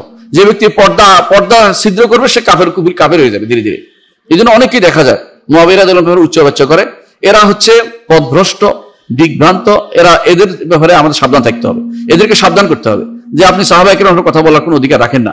সাহাবায়ে কেরাম যা হয়ে গেছে, উলাইকা যাহাবু বিআমালিহিম, তারা আমল নিয়ে চলে গেছে, তাদের আমল নিয়ে চলে, সেখানে কি যুদ্ধ, সেখানে আপনার ভালো মন্দ, আপনি কোনো এখানে কোন রকমের করার দরকার নেই। আপনার কোন রকমের আপনি তারা ভালো কি মন্দ করেছে এটার কোনো আপনার ফয়সালা মীমাংসা করার দরকার নেই। আপনার এখানে কোন রকমের আপনার সালিশি করার দরকার নেই যে এটা করেছে ওইটা ভালো, ওইটা ভালো, এটা বলার দরকার নেই। আপনি একদম চুপ থাকবেন এখানে। আর সুকুতু আম্মা শাজারা বাইনাহুম, তাদের ব্যাপারে যা ঘটেছে সেবারে চুপ থাকা, এটা হচ্ছে। অথচ দেখেন আল্লাহ তাআলা কি বলতেছেন, দেখেন যারা বলে যে তারা মুআবিয়া রাদিয়াল্লাহু আনহু যুদ্ধের ব্যাপারে, মুআবিয়া রাদিয়াল্লাহু আনহু তিনি তো ইয়ার ব্যাপারে এই ফতে মক্কার সময় জোর করে ইসলাম গ্রহণ করেছেন, এই জাতীয় কথাবার্তা বলে আল্লাহ তাআলা বলছেন তাদের সম্পর্কে, যারা ঈমান সাহাবায়ে কেরাম প্রত্যেকের সম্পর্কে, যারা আগে পরে একরকম হবে না, ঠিক আছে মানলাম, আবু বকর ওমরের মতো হতে পারবে না, সাদ ইবনে আবি ওয়াক্কাসের মতো হতে পারে, জান্নাতে 10 জনের মতো হতে পারবে না, কিন্তু অন্যান্য সাহাবীদের সবাই যারা প্রথম মক্কার পর ঈমান আনছে তারা সবাই আল্লাহ তাদের সম্পর্কে বলেছেন ওয়া কুল্লান ওয়াদাল্লাহু হুসনা, তাদের প্রত্যেকের জন্য আল্লাহ তাআলা জান্নাতের ব্যবস্থাপনা করেছেন। প্রত্যেকে তারা উত্তম প্রতিদানের ওয়াদা করেছে, এটা জান্নাত। এই জান্নাতের আল্লাহ তাআলা ওয়াদা করছেন। এর অর্থ হচ্ছে ঈমানদার কখনো সাহাবায়ে কেরামের ব্যাপারে কোনো উচ্চবাচ্য করে না, কারো ব্যাপারে না। আমর ইবনে আস রাদিয়াল্লাহু আনহু সম্পর্কে, না মুগীরা ইবনে শুবা রাদিয়াল্লাহু আনহু সম্পর্কে, না মুআবিয়া রাদিয়াল্লাহু আনহু সম্পর্কে, না আবু সুফিয়ান রাদিয়াল্লাহু আনহু সম্পর্কে। এই জাতীয় কোনো সাহাবীর উপরে যদি কেউ উচ্চবাচ্য করে, বুঝতে হবে তার অন্তরের মধ্যে এখনো হিংসা বিদ্বেষ রয়ে গেছে, অন্তর পরিচ্ছন্ন নয়। এরা শিয়াদের দোষর, এরা তথাকথিত লোক যাদের ব্যাপারে আল্লাহ তাআলা সাবধান করেছেন যে এদের ইয়াগিজু বিহুল কুফার, যে এদের সাহাবায়ে কেরামের কোনো উন্নতি দেখলে তাদের অন্তরে কষ্ট লাগে। এরা হচ্ছে সেই ধরনের লোক, এবং তারা হচ্ছে সেই ধরনের লোক তারা কোনোদিন তারা মুসলমানদের ফাইয়ের গনিমতের পদে তারা অধিকারী হতে পারবে না কখনো। এরপর রাসূলুল্লাহ সাল্লাল্লাহু আলাইহি ওয়াসাল্লাম কি বলছেন, আমরা যেটা বলা উদ্দেশ্য সেটা হচ্ছে যে ঈমানদার এরকম আল্লাহ তাআলা ঈমানদারদেরকে বলেছেন দুর্বল, রাসূলুল্লাহ সাল্লাল্লাহু আলাইহি ওয়াসাল্লাম বলেছেন দুর্বল ঈমানের মধ্যেও তার মধ্যে কল্যাণ রয়েছে, তার মধ্যে ঈমান সেও কল্যাণকর। ঈমানদার কখনো খারাপের মধ্যে থাকে না। যেমনি ভাবে আল্লাহ তাআলা বলেছেন যারা আগে যুদ্ধ করেছে, ফাতহ মক্কার আগে, যারা ফাতহ মক্কার পরে যুদ্ধ করেছে, মক্কা বিজয়ের আগে যুদ্ধ করেছে, মক্কা বিজয়ের পরে যুদ্ধ করেছে, উভয়ের জন্য আল্লাহ তাআলা জান্নাতের সুযোগ দিয়েছেন। ঠিক আল্লাহ তাআলা আলাদা উল্লেখ করেছেন। কেউ যদি মনে না করে যে না যারা ফাতহ মক্কার পরে ঈমান আনছে তাদেরই মর্যাদা কম, নাই, এরকম যেন মনে না করে, মর্যাদা আছে, তবে একরকম হবে না, এটা তারা বলা হয়েছে, এতে কোনো সন্দেহ নেই। একরকম না হলেও রাসূলুল্লাহ সাল্লাল্লাহু আলাইহি ওয়াসাল্লামের সাহচর্য পাওয়ার কারণে তারা পরবর্তী সমস্ত জেনারেশন থেকে, পরবর্তী যত ওলি আল্লাহ নাম দিয়ে যত কিছু আছে, পরবর্তী যত খলিফা যত উত্তম কাজই করুক না কেন, তাদের থেকে তারা হাজার গুণ উত্তম। এই জন্য মুআবিয়া রাদিয়াল্লাহু আনহু তিনি যে রাসূলের সাথে জিহাদ করা, রাসূলের সাথে চলা, রাসূলের সাথে চলাফেরা, যে এক মিনিটের যে মর্যাদা, ওমর ইবনে আব্দুল আজিজ রাহমাতুল্লাহ আলাইহি এত ভালো কাজ করার পর সেই মর্যাদা কখনো অভিষিক্ত হতে পারবে না, সেই মর্যাদা কখনো উঠতে পারবে না। এটা আমাদের সাবধান থাকতে হবে। আচ্ছা, আমরা আমাদের দার্সে চলে আসি। সেখানে কি বলা হচ্ছে, রাসূলুল্লাহ সাল্লাল্লাহু আলাইহি ওয়াসাল্লাম বলেছেন যে ইহরাস আলা মা ইয়ানফাউকা। রাসূলুল্লাহ সাল্লাল্লাহু আলাইহি ওয়াসাল্লাম বলেছেন যে ঈমানদার, শক্তিশালী ঈমানদার উত্তম, দুর্বল ঈমানদার থেকে উভয়ের মধ্যে আল্লাহ কল্যাণ রেখেছেন। তবে কেউ যেন এটা করে, ইহরাস আলা মা ইয়ানফাউকা, প্রত্যেকে যেন তার প্রচেষ্টা চালিয়ে যায় যে যেটা তার উপকার দিবে সেটা সে করবে, যেটা মা ইয়ানফাউকা, যা তার কাজে লাগবে সেটা যেন সে করে, যেটা কাজে লাগবে সেটা যেন করে, যেটা কাজে লাগবে কি, যেটা উপকার হবে, যে জিনিসে কল্যাণ রয়েছে সে বুঝতে পারছে এটা তার জন্য কল্যাণকর, সেটা সে করে। দিনের কাজ হোক, দুনিয়ার কাজ হোক, কল্যাণকর কাজে সময় ব্যয় করে বলছে, অর্থাৎ অলস না হয়ে যায়, সে যেন হতোদ্যম না হয়ে যায়, সেই জন্য আশাহত না হয়ে যায়। এই জন্য বলছেন ইহরাস আলা মা ইয়ানফাউকা, যতটুকু তোমার প্রচেষ্টা আছে ততটুকু তুমি চালিয়ে যাও, দুনিয়ার কাজ দিনের কাজের মধ্যে তুমি চালিয়ে যাও। কারণ মানুষের বান্দার কর্মকাণ্ড সাধারণত 4 অবস্থার বাইরে যায় না। সাধারণত 4 অবস্থার মধ্যে মূলত 2টাই আমরা দেখবো, তো 4 অবস্থার বাইরে যায় না। একটা হচ্ছে যে বান্দা এমন কাজ করে যেগুলো শরীয়ত নির্দেশনা দিয়েছে, যেমন সালাত, যেমন যাকাত, যেমন আমরুল মারুফ নাহি আনিল মুনকার, যেমন দার্স, এবার বসছেন দার্স শোনা, এগুলি ভালো কাজ, এতে কোনো সন্দেহ নেই। এটার জন্য সবসময় আকাঙ্ক্ষী থাকে, আবার আকাঙ্ক্ষা করতে থাকে। আরেকটা হচ্ছে ক্ষতিকর ভালো, যেটা অবশ্যই শরীয়ত নির্দেশনা দিয়েছে। আরেকটা যে ক্ষতিকর, শরীয়ত নিষেধ করে দিয়েছে, লা দরারা ওয়ালা দিরার, এবং নিষেধ করে দিয়েছেন শরীয়তে যে এটা যেন কেউ না করে, যে দরারা ওয়াহাদি মাহজু মুহাদ্দার আনহা, এটা থেকে শরীয়ত নিষেধ করে দিয়েছেন। ক্ষতিকর যেটা, এটা নিষেধ, ক্ষতিকর যেটা করা যাবে না। কোরআনে কারিমে আল্লাহ তাআলা নিষেধ করেছে ওয়ালা তাকতুলু আনফুসাকুম, নিজেদেরকে ধ্বংস করো না, ইন্নাল মুবাদদিরিনা কানু ইখওয়ানা শায়াতিন ওয়ালা তুবাদদির তাবদীরা, নিজেদের পয়সা নষ্ট করো না। ক্ষতিকর জায়গাতে কোনো নিষেধ করে দিয়েছেন, এবং কোরআনে কারিমে আল্লাহ তাআলা নিষেধ করে দিয়েছেন। সুতরাং ক্ষতিকর করা যাবে না, ভালো যেটা করা যাবে, ক্ষতিকর যেটা করা যাবে না, 2 জিনিস হলো। আরেকটা হচ্ছে এমন কিছু কাজ আছে যেটাতে বাহ্যিকভাবে এমন কোনো কাজ আসলেই নাই যেটাতে কোনো ক্ষতি বা উপকার নাই, বাহ্যিকভাবে কোনো উপকার বা ক্ষতি কোনটা লেখা দেখা যাচ্ছে না, কোনটাই উপকার লেখা হয়নি। আরেকটা কাজ আছে যেখানে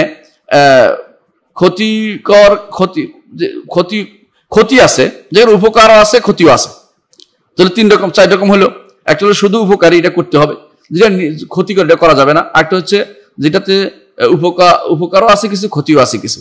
এটা নির্ধারিত হবে কোনটা উপকার কতটুকু হালাল, আর যেটা ক্ষতিকর এটুকু হারাম, নির্ধারিত ওটা করা যাবে না। দূর থাকতে পারে, বাঁচার চেষ্টা করতে হবে খারাপের থেকে, কিন্তু চেষ্টা করতে হবে ভালোর দিকে থাকার জন্য। কারণ ইচ্ছা করে নিজেকে কেউ অপমানিত না করে, ইচ্ছা করে বিপদে না ফেলে, এটা খেয়াল রাখতে, ভালো কাজটা করে যেতে হবে, খারাপটা থেকে বাঁচার চেষ্টা চালিয়ে যেতে হবে।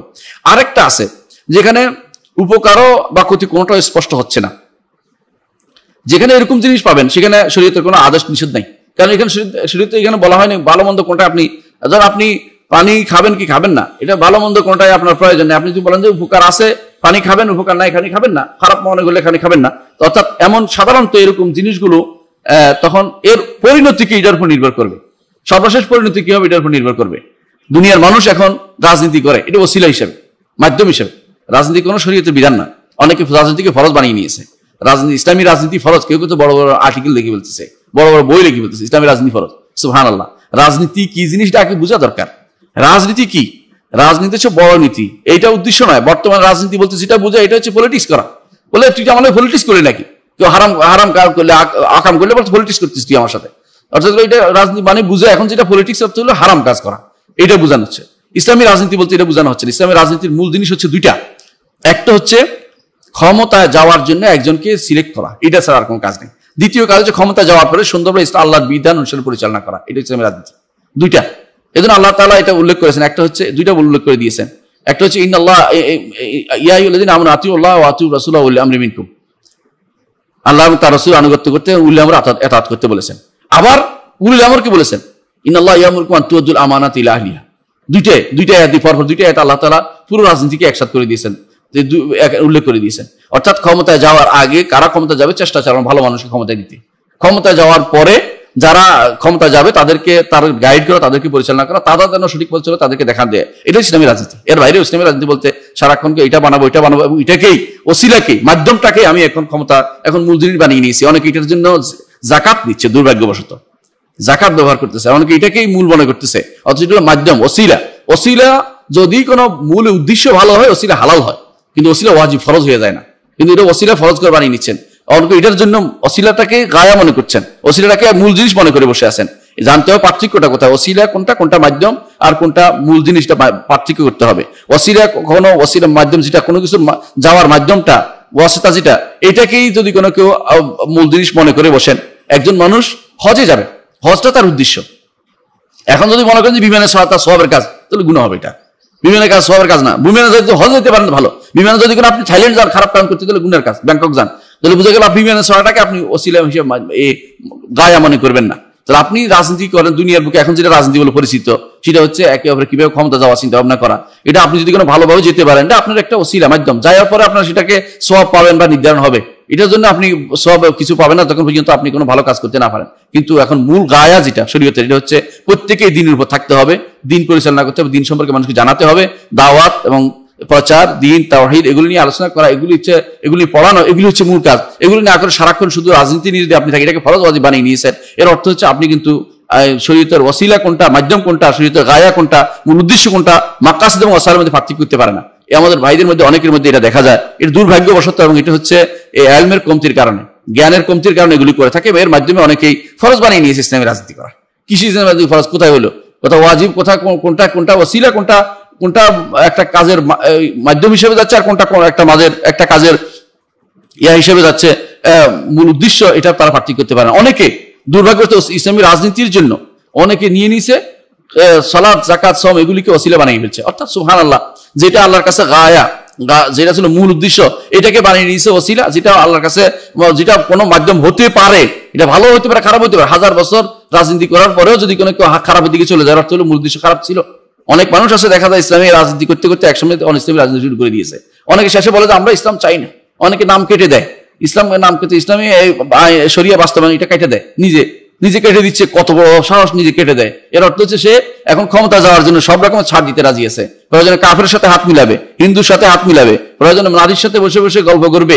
এগুলি কিন্তু তাদের সমস্যা নাই। সমস্যা হয় তখনই যখন তারা আল্লাহ তাআলার বিধানকে তারা মনে করছে যে এটা একটা ওসিলা, সালাত এগুলি তাদের কাছে ওসিলা। তারা মনে করে যে কেউ যদি কোনো আল্লাহর বিধানকে প্রতিপালন করে আর কোনো কিছু না করে, ওদের সাথে না যোগ দিয়ে, তারা ঈমানদার নয়, এটা তাদেরকে সমস্যা মনে হয়। তারা অন্য হারাম সবকিছু করতে রাজি আছে। এটা আসলে আল্লাহর দ্বীন সম্পর্কে না জানা, অজ্ঞতা, মূর্খতার প্রমাণ ছাড়া কিছুই নয়। তো আমরা যেটা বলছিলাম যে একজন মানুষের কর্মকাণ্ডের মধ্যে 4 ধরনের অবস্থা হতে পারে। একটা হচ্ছে উপকারী, সেটা সে করবেই। যেটা অপকারী, এটা বাদ দিবেই। যেটা মধ্যে উপকার এবং অপকার দুটো মিলিয়ে আছে, সেটা সে ভালো অংশ গ্রহণ করবে, খারাপটা থেকে বাঁচার জন্য সচেষ্ট থাকবে। আর যেটা ভালো মন্দ দুইটা কোনটা স্পষ্ট হচ্ছে না, শরীয়তে কোনো নির্দেশনা দেয় না, এটাকে বলছি ওসিলা হিসেবে নেওয়া হয়। যে এই ওসিলা, এই যদি এই উপায়ের মাধ্যমে অবলম্বন করে যে ভালোর দিকে যায় তাহলে ভালো হবে, খারাপ দিকে যে ভালো হবে, এই ওসিলাটাকে তখন একটা ইবাদত হিসেবে মনে করা যাবে না, এবং এটাকে ফরজ ওয়াজিব বলা যাবে না, এটাকে ফরজ ওয়াজিব বলা যাবে না। হ্যাঁ, যদি এমন হয় যেটা শরীয়তে দুইটা জিনিসে বলা হয়েছে, দুইটাই। যেমন অজু, আপনার সালাতের জন্য অজু করা, অজুটাও ফরজ করা শরীয়তে। এমন নয় যে অজুটা শুধু মাধ্যম, এটা না, অজুটাও ফরজ। অজু এবং ফরজ দুইটাই, গোসল আপনার দুইটাই, অজু এবং সালাত আপনার দুইটাই আদায় করতে হবে, আপনার আদায় করতে হবে। দুইটাই কিন্তু এখানে ওসিলা, গায়া, মূল উদ্দেশ্য কোনটাই ওসিলা না, কোনটাই ওসিলা না। কিন্তু ওসিলাকে যদি কোনো মূল উদ্দেশ্যে নিয়ে যান তো সেটা হবে সবচেয়ে বড় দুর্ভাগ্য। এটা হচ্ছে জ্ঞানের ক্ষেত্রে দৈন্যতার প্রমাণ, আর কিছুই নয়। এরপরে কোনো কোনো বিষয়ে আমরা বলতে পারি যে উপকার নেয়ার ক্ষেত্রে ভালো মন্দ, দেখেন যে ভালো কি মন্দ, আপনি কোনো একটা গল্প করবেন, গল্প করার সাথে এই ভালো মন্দ কোনটা আপনি স্পষ্ট হচ্ছে না, এখন কোন কাজে লাগাচ্ছেন এটা কিন্তু বড় জিনিস। একজন মানুষ আছে, কেউ কারো অন্তরে খুশি ঢুকাই দেয় কথা বলে, অন্তর খারাপ আছে, খুশি ঢুকাই দেয়, হাসি তার অন্তরে হাসি নিয়ে আসা, এটা কিন্তু নিয়তের কারণে তার সওয়াব হতে পারে। প্রথম এটা গল্প মনে হতে পারে আপনার কাছে, কিন্তু এটা আসলে নিয়তের কারণে সওয়াব হয়। রাসূলুল্লাহ সাল্লাল্লাহু আলাইহি ওয়াসাল্লাম একবার খুব উম্মাহাতুল মুমিনিনের উপরে রাগ করে তিনি 1 মাসের একটা ইলা করেছিলেন, শপথ করেছেন তাদের কাছে যাবেন না। তিনি ছোট একটা রুমের ভিতরে অবস্থান করেছিলেন, যাননি উম্মাহাতুল মুমিনের কাছে। ওমর রাদিয়াল্লাহু আনহু দেখলেন যে রাসূলের মন খারাপ দেখে ওনার মন খারাপ হয়ে গেল। উনি বললেন যে আমি রাসূলকে এমন একটা কথা বলবো, হাসাই দিব। তিনি এসে রাসূলুল্লাহ সাল্লাল্লাহু আলাইহি ওয়াসাল্লামকে এমন ভাবে কথাবার্তা বললেন, রাসূল হাসিয়ে দিলেন। এটা উদ্দেশ্য ছিল রাসূলের অন্তরের ভিতরে খুশি ঢুকানো, ইদখালু সুরুর ফি কলবিল মুমিন। একজন ঈমানদার অন্তরের ভিতরে খুশি ঢুকিয়ে দেয়, এটা সওয়াবের কাজ। অথচ প্রথমে এটা ছিল একটা গল্প, কিন্তু কথাটা শেষ পর্যন্ত ভালোর দিকে নিয়ে গেছে। তাহলে বোঝা গেল কখনো কখনো ওসিলা একটা ভালো কাজের দিকে নিয়ে যেতে পারে। সেটা সেই কারণে একজন মানুষের সেটা ভালো কাজে হতে পারে, সেটা সওয়াবের কাজ হতে পারে। শেষ পরিণতির দিক থেকে তাকালে এটার মধ্যে উপকারই আছে। এটা এরকম নয় যে উপকার নাই বা অপকার নাই, এরকম জিনিস আসলে খুব কমই আছে, এরকম কমই আছে। এটার শেষ পরিণতির দিকে তাকে উপকার বা অপকার নির্ধারণ করতে হবে যে শেষ পরিণতি কি। শেষ পরিণতি এই হয় যে মানুষকে দিন থেকে দূরে সরিয়ে দিবে, মানুষকে শুধু রাজনীতিমুখী করবে, সাহাবা কেরাম বিরোধী করবে, শরিয়া বিরোধী করবে। এটা যদি শেষ পরিণতি হয় তাহলে এই শেষ পরিণতির কারণে এটা করাটা জায়েজ হবে না, এটা হারাম হবে। শেষ পরিণতি যদি ভালো হয় যে মানুষকে দিনের উপর প্রতিষ্ঠিত করবে, মানুষকে দিন মেনে চলবে, তাওহীদ প্রতিষ্ঠা করবে, আল্লাহর দিনকে জানাবে, যারা মানুষ জানছে না তাদেরকে জানানোর জন্য সর্বক্ষণ চেষ্টা থাকবে, তাদেরকে কোরআন পড়াবে, হাদিস পড়াবে, এটা ভালো কাজ। এবার কোনটা মানুষ গ্রহণ করছে সেটা দেখার বিষয় রয়েছে, কোনটার উপর মানুষের এখন তার কাজ করে যাচ্ছে সেটার উপর নির্ভর করবে হালাল বা হারাম। সেখানে বোঝা গেল আসলে মূলত এমন কোনো জিনিস নাই যে একেবারে খারাপ বোঝা যাচ্ছে না, ভালো বোঝা যাচ্ছে না, এমন জিনিস খুব কম। যদি স্বাভাবিক প্রথমে থাকতে পারে, শেষের দিকে পরিণতি নির্ধারণ করলে এটা ভালো মন্দ একটা হয়ে যাবে, যে কোনো একটা হয়ে যাবে। ঈমানদার কি করবে? এই জন্য ঈমানদার সবসময় এমন কাজ করবে না যেটাতে তার কোনো অপকার কোনোটাই নেই। ঈমানদার সবসময় এমন একটা কাজ করবে, উপকার আছে এটা সে করবে, অপকার যেটা আছে পরিত্যাগ করবে। ঈমানদার কাজে এটা। ঈমানদার কখনো এমন কোনো সময় নষ্ট করতে পারে না। অনেকে বলে আমরা দাবা লুডু খেলছি, সময় কাটাচ্ছি, এটা খারাপ কিছু নেই, এটা তো খারাপ, এটা সময়টা নষ্ট করছে। ঈমানদার কখনো সময় নষ্ট করে না। ঈমানদার সুবহানাল্লাহ, আলহামদুলিল্লাহ, আল্লাহু লা ইলাহা ইল্লাল্লাহ এর মধ্যে সময় ব্যয় করে। তার মধ্যে সর্বোত্তম কালেমা হচ্ছে কিছু না পারুক সুবহানাল্লাহ, আলহামদুলিল্লাহ, লা ইলাহা ইল্লাল্লাহ, লা হাওলা ওয়ালা কুওয়াতা ইল্লা বিল্লাহ, আল্লাহু আকবার। এই কালেমাগুলো সবচেয়ে উত্তম। এগুলির মধ্যে সময় ব্যয় করে। কিছু না থাকুক, একটা ভালো কাজ চিন্তা করুক, আমি একটা ভালো চিন্তা করি, একজন মানুষের উপকার করে দেই। আবু বকর রাদিয়াল্লাহু আনহু একজন মানুষের উপকার করতে সকালবেলা জিজ্ঞাসা করছে রাসূলুল্লাহ সাল্লাল্লাহু আলাইহি ওয়াসাল্লাম একদিন, আজকের দিনে কে কোনো মহিলার গাভী দই দিয়েছে? কেউ কথা বলে না। আবু বকর রাদিয়াল্লাহু আনহু বলে আমি। আবু বকর বলে আমি। বলে যে আজকের দিনে কে জানাজার পিছনে গেছে? কেউ কথা বলে না। আবু বকর রাদিয়াল্লাহু আনহু বলে আমি। আজকে কে রোজা অবস্থা সকাল করেছে? কেউ কথা বলে না। আবু বকর বলেন যে আমি। আজকের দিনে কে এটা করেছে? আবু বকর দান করেছে। আবু বকর বলেন আমি। কেউ কথা বলেনি। এর অর্থ হচ্ছে অন্যের কল্যাণে কিন্তু তারা ব্যয় করেছে নিজেদেরকে। এর অর্থ যে কোনো কাজ বেহুদা সময় নষ্ট করেন না কেউ লুডু খেলা, দাবা খেলা, এই জাতীয় জিনিসকে কেউ জায়েজ মনে করে নাই। অথচ আমাদের সমাজে আজ দেখা যায় কিছু মানুষ আছে যারা এগুলোকে বলে যে এগুলোর মধ্যে অপকার কিছুই নাই। কি অপকার নাই? এটা অপকার ভর্তি। অপকার নাই মানে এগুলি মানুষকে বিভ্রান্ত করে। ইয়াসুদুকু আন যিকরি, আল্লাহর জিকির থেকে দূরে সরিয়ে দেয়। এটা লাহু অর্থই হচ্ছে লাউবুন ওয়া লাহুন, খেলাধুলা। এর হচ্ছে খেলা তো একটা আছে উদ্দেশ্যমূলক, খেলাধুলা অর্থ হচ্ছে লাহুন, যেটা হচ্ছে মানুষকে মূল উদ্দেশ্য থেকে গাফিল করে ফেলে। ছোট বাচ্চারা এটা হতে পারে, বাচ্চাদেরকে বুলিয়ে বালিয়ে খাওয়াইতে হয়, এই জন্য তারা সেটা করে। ঈমানদার কখনো সেটা করতে পারে না। এই জন্য রাসূলুল্লাহ সাল্লাল্লাহু আলাইহি ওয়াসাল্লাম বলেছেন, মান কানা ইউমিনু বিল্লাহি ওয়াল ইয়াউমিল আখির ফালিয়াকুল খায়রান আও লিয়াসমুত। কেউ যদি কোনো আল্লাহর উপর ঈমান রাখে, আখিরাতের উপর ঈমান রাখে, সেই জন্য কল্যাণের কথা বলে অথবা চুপ থাকে। কল্যাণের কথা বলে অথবা চুপ থাকে। ঈমানদার কখনো এমন কোনো কাজ করতে পারে না যাতে কল্যাণ নাই, অথবা কোনো কল্যাণ নাই খুঁজতেছে এমন কাজ করে ব্যস্ত। ঈমানদার এটা করে না। ঈমানদার সবসময় যেটা ইহরাস আলা মা ইয়ানফাক, রাসূল যেটা বলেছেন, যা উপকারী এটার দিকে সবসময় চিন্তা করবে যে আমার উপকার কোনটা হবে, আমার সমাজের উপকার কোনটা হবে, আমার পরিবারের উপকার কোনটা হবে, আমার রাষ্ট্রের উপকার কোনটা হবে, আমার দ্বীনের উপকার কোনটা হবে, এটা সে খুঁজবে। জাতি গোষ্ঠী সবার উপকার কোনটা হবে এটা করবে। এমনকি রাসূলুল্লাহ সাল্লাল্লাহু আলাইহি ওয়াসাল্লাম বলেছেন, খায়রুন নাস আনফাহুম লিন্নাস, মানুষের উপকার কোনটা হবে সেটা বলা দরকার। এখানে শুধু দিনদার ইমানদার না, বরং পুরো মানব গোষ্ঠী, এমনকি কোনো প্রাণীর উপকার হবে সেটাও তো জান্নাতে যাওয়ার কারণ হয়ে যায়। একটা আপনারা জানেন যে একজন বেশ্যা একটা কুকুরকে পানি পান করিয়েছে, এটা তার জান্নাতে যাওয়ার জন্য কারণ হয়ে গেছে, কারণ সে একটা কুকুর তো প্রাণী, একটা প্রাণীকে রাসূলুল্লাহ সাল্লাল্লাহু আলাইহি ওয়াসাল্লাম একটা দেখেছে একজন ছোট পাখির বাচ্চাকে নিয়ে আসছে, পাখি ঘুরতেছে, রাসূল বলেন কে তাকে ভয় দেখিয়েছে, তাকে তার জায়গায় পৌঁছে দাও। কতটুকু দয়াল নবী ছিলেন আমার, তিনি উপকারী কোনটা এটা দেখেছেন, যে নষ্ট করার কোনো করা যাবে না, কোনো কিছু নষ্ট করা যাবে না, নষ্ট করতে তিনি পছন্দ করেন নাই, যেটা উপকারী সেটাই তিনি করতে দেখিয়েছেন সারা জীবন। তাহলে একজন মানুষ সবসময় চিন্তা করবে যে ভালো কাজের মধ্যে সময়টা, এটাই হচ্ছে ইহরাস আলা মা ইয়ানফাউকা, এমন কাজের মধ্যে তোমার সময় ব্যয় করো যেটাতে দুনিয়া এবং আখিরাত উভয়কে তোমার উপকার দিবে, অপকার করবে না, তোমার ভালো কাজ লাগবে সেটা তুমি করতে হবে। এখন এই যে উপকার করাটা, যেটা সবচেয়ে উপকারী এটা শুরু করবে, যেটা সবচেয়ে বেশি উপকারী, যতটুকু পারা যায় এটা আমার উপকারী মনে হচ্ছে এটা করেছে, তার নিয়তের কারণে সেটা সওয়াব পাবে। যদি উপকার নাও হয় তো সওয়াব থেকে সে মাহরুম হবে না। এর মধ্যে যদি কোনো এটা উপকারী যেটা বেশি উপকারী এটাকে বেশি প্রাধান্য দিবে, যেটা বেশি উপকারী এটাকে বেশি প্রাধান্য দিবে। সুতরাং যখন উপকার আসবে তখন উপকারীটাকে সবচেয়ে বেশি প্রাধান্য, বেশি উপকারীটা বেশি প্রাধান্য দিবে। দুইটা উপকারী আছে, এটা উপকারী বেশি, এটাকে বলা হয় ইখতিয়ার আসলাহ, অর্থাৎ সবচেয়ে উত্তমটাকে বেশি প্রাধান্য দেয়া, সবচেয়ে উত্তমটাকে বেশি প্রাধান্য দেয়া, এটা হচ্ছে শরীয়তের কাজ। আপনি দুইটাই উপকারী মনে হচ্ছে, দুইজন মানুষের ভালো, একজনকে আপনি প্রতিনিধি বানাচ্ছেন, এই ভালো মনে হচ্ছে একে দিবেন, এটা হচ্ছে আসলাহ, সবচেয়ে উত্তমটা। তবে এটার অর্থ এটাই যে আমরা যে কোনো অবস্থায় ক্ষতিকর জিনিস থেকে দূরে থাকতে হবে, ভালো কল্যাণকর জিনিসে আমরা অংশগ্রহণ করবো, এটাই হচ্ছে ইহরাস আলা মা ইয়ানফাউকা। এরপর রাসূলুল্লাহ সাল্লাল্লাহু আলাইহি ওয়াসাল্লাম বলেছেন ওয়াস্তাইন বিল্লাহ, আর আল্লাহর সাহায্য, আল্লাহ তাআলার সাহায্য তোমরা গ্রহণ করো, আল্লাহ তাআলার সাহায্য নাও, আল্লাহ তাআলার কাছে সাহায্য চাও, আল্লাহ তাআলাকে সাহায্য চাও। আল্লাহ তাআলার সাহায্য চাওয়াটা হচ্ছে খুব গুরুত্বপূর্ণ জিনিস। দেখুন প্রত্যেকটা কাজে আল্লাহর সাহায্য লাগে। একজন আমাকে বলেছেন একটা গুরুত্বপূর্ণ তথ্য, সেটা হচ্ছে যে পুরো কোরআনের মূল তথ্য চলে আসছে সূরা ফাতিহার মধ্যে।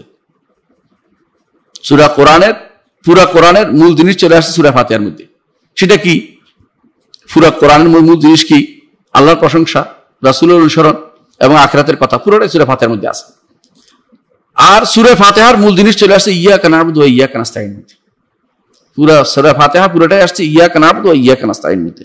আল্লাহ আপনার ইবাদত করি, দাসত্ব করি, এটাই মূলত দুনিয়াতে ওমা খালাকুল জিন্না ওয়াল ইনসা ইল্লা লিয়াবুদুন, আমার ইবাদতের জন্য আল্লাহ তাআলা আমাদেরকে সৃষ্টি করেছেন। আর ইবাদত করতে লাগবে কি? আল্লাহ আপনার সাহায্য লাগবে, ইস্তিআনা, এটা হচ্ছে ইস্তাইন বিল্লাহ, আল্লাহর নামে সাহায্য চাওয়া।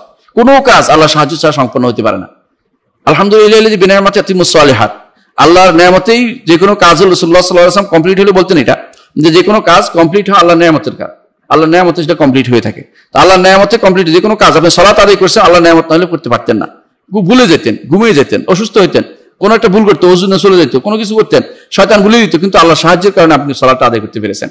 আল্লাহ সালাতে কথা বলতে পারছি আপনার আল্লাহর সাহায্যের কারণে আপনাদের সামনে। তো আল্লাহ এই যে ইস্তিআনা বিল্লাহ, এটা ছাড়া কোনো ইমানদার এই যে শুধু আমি ভালো কাজ করব বললেই কিন্তু করা হয় না। ইয়াকা না'বুদু বললে ইবাদত করব ইবাদত করা হবে না যতক্ষণ পর্যন্ত আল্লাহ সাহায্য না করবেন। এই জন্য ইয়াকা না'বুদু ওয়া ইয়াকা নাস্তাইন এটা আপনার লাগবেই। এই জন্য রাসূলুল্লাহ সাল্লাল্লাহু আলাইহি ওয়াসাল্লাম বলেছেন ইহরাস আলা মা ইয়ানফাউকা, যেটা উপকারী সেটা করার জন্য সচেষ্ট থাকো, ওয়াস্তাইন বিল্লাহ। তবে সাথে সাথে আল্লাহর সাহায্য যদি না পাও তাহলে তুমি এই ভালো কাজ ইচ্ছা করলেও তোমার দ্বারা সেটা হবে না। এই জন্য রাসূলুল্লাহ সাল্লাল্লাহু আলাইহি ওয়াসাল্লাম বারবার সালাত শেষ করার পরেই বলতেন আল্লাহুম্মা আইন্নি আলা যিকরিকা ওয়া শুকরিকা ওয়া হুসনি ইবাদাতিকা, আল্লাহ আপনি আমাকে আপনার জিকিরের উপর সাহায্য করেন, আর যিকরিকা ওয়া শুকরিকা, আপনার শুকরিয়া দেওয়ার উপর সাহায্য করুন, শুকরিয়া করার উপর সাহায্য করুন, ওয়া হুসনি ইবাদাত, উত্তম ইবাদত করার উপর সাহায্য করুন। এটা শিক্ষা দিয়েছেন রাসূলুল্লাহ সাল্লাল্লাহু আলাইহি ওয়াসাল্লাম কাকে? মুআয ইবনে জাবাল রাদিয়াল্লাহু আনহু। প্রত্যেক সালাতের পরে যেটা বলা হয়, এজন্য এটা সালাতের কেউ শেষ বৈঠকে বলে, সালাতের ভিতরেও বলতে পারে আর সালাত শেষ করার পরেও বলতে পারে, দুইটাই জায়েজ আছে। কোন নিয়ম যেটা দুবুরকুল্লু সালাত একটা শব্দ আছে, আমরা এটা বলতে চাচ্ছি এই জন্য বুঝার জন্য যে সালাতের পরে দোয়া করবে না সালাতের ভিতরে দোয়া করবে, এটা নিয়ে মতভেদ আছে অনেকের কাছে। রাসূলুল্লাহ সাল্লাল্লাহু আলাইহি ওয়াসাল্লাম হাদিসে আছে দুবুরকুল্লু, দুবুর অর্থ দুইটা হয়, একটা হলো একদম শেষ মাথা, একটা হলো শেষের পরের অংশ, এটাও দুবুর। তো আমাদের শরীরে লাগানো যেটা একটা দুবুর, আদবার, আবার আদবার লাইল বলে রাতের শেষ অংশ, এটা তো সকালবেলা হয়ে যায়। তো এই জন্য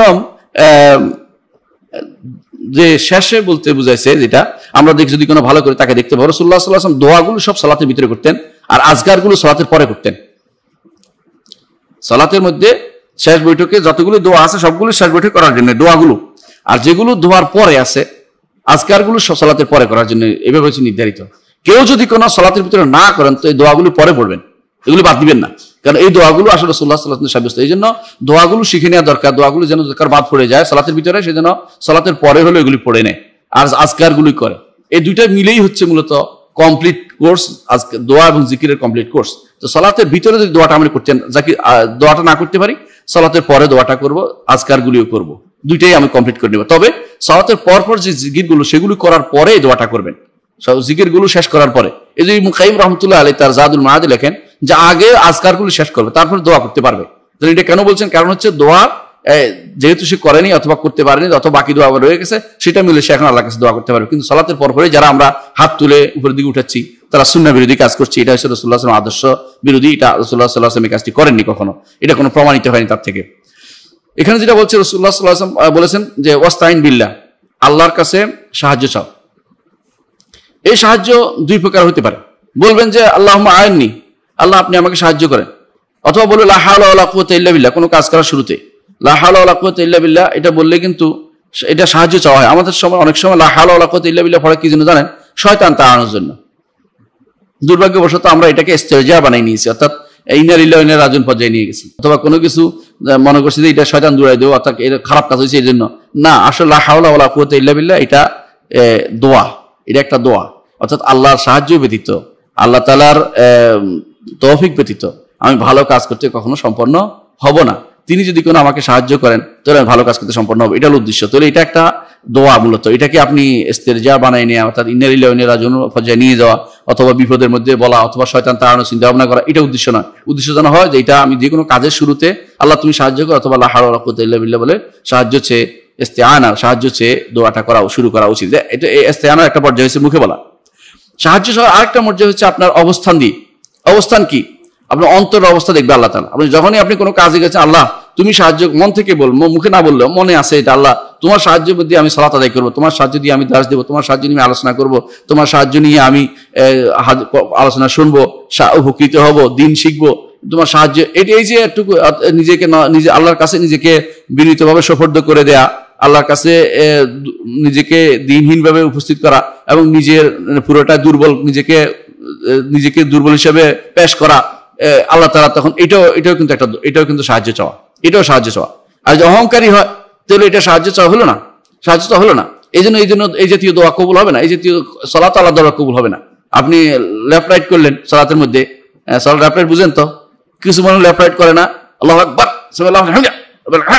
এই যে এই হাত নাড়ায় ট্রেনিং নিচ্ছে, এগুলি কখনো রাসূলুল্লাহ সাল্লাল্লাহু আলাইহি ওয়াসাল্লাম আদর্শ নয়, এগুলি কখনো আমাদেরকে শরীয়ত শিক্ষা দেয়নি। এগুলি বানোয়ার জিনিস, বসে বসে শয়তান তার মাথার ভিতরে ঢুকিয়ে দিয়েছে, যেন শয়তানি জিনিস সে প্রচার করে দিয়েছে। এর থেকে আমাদেরকে দূরে থাকতে হবে। এটা কখনো ইস্তেআনা নয়, সাহায্য নয়। আল্লাহর ইবাদত করার জন্য অবশ্যই সাহায্য লাগবে, সাহায্য চাইতে হবে।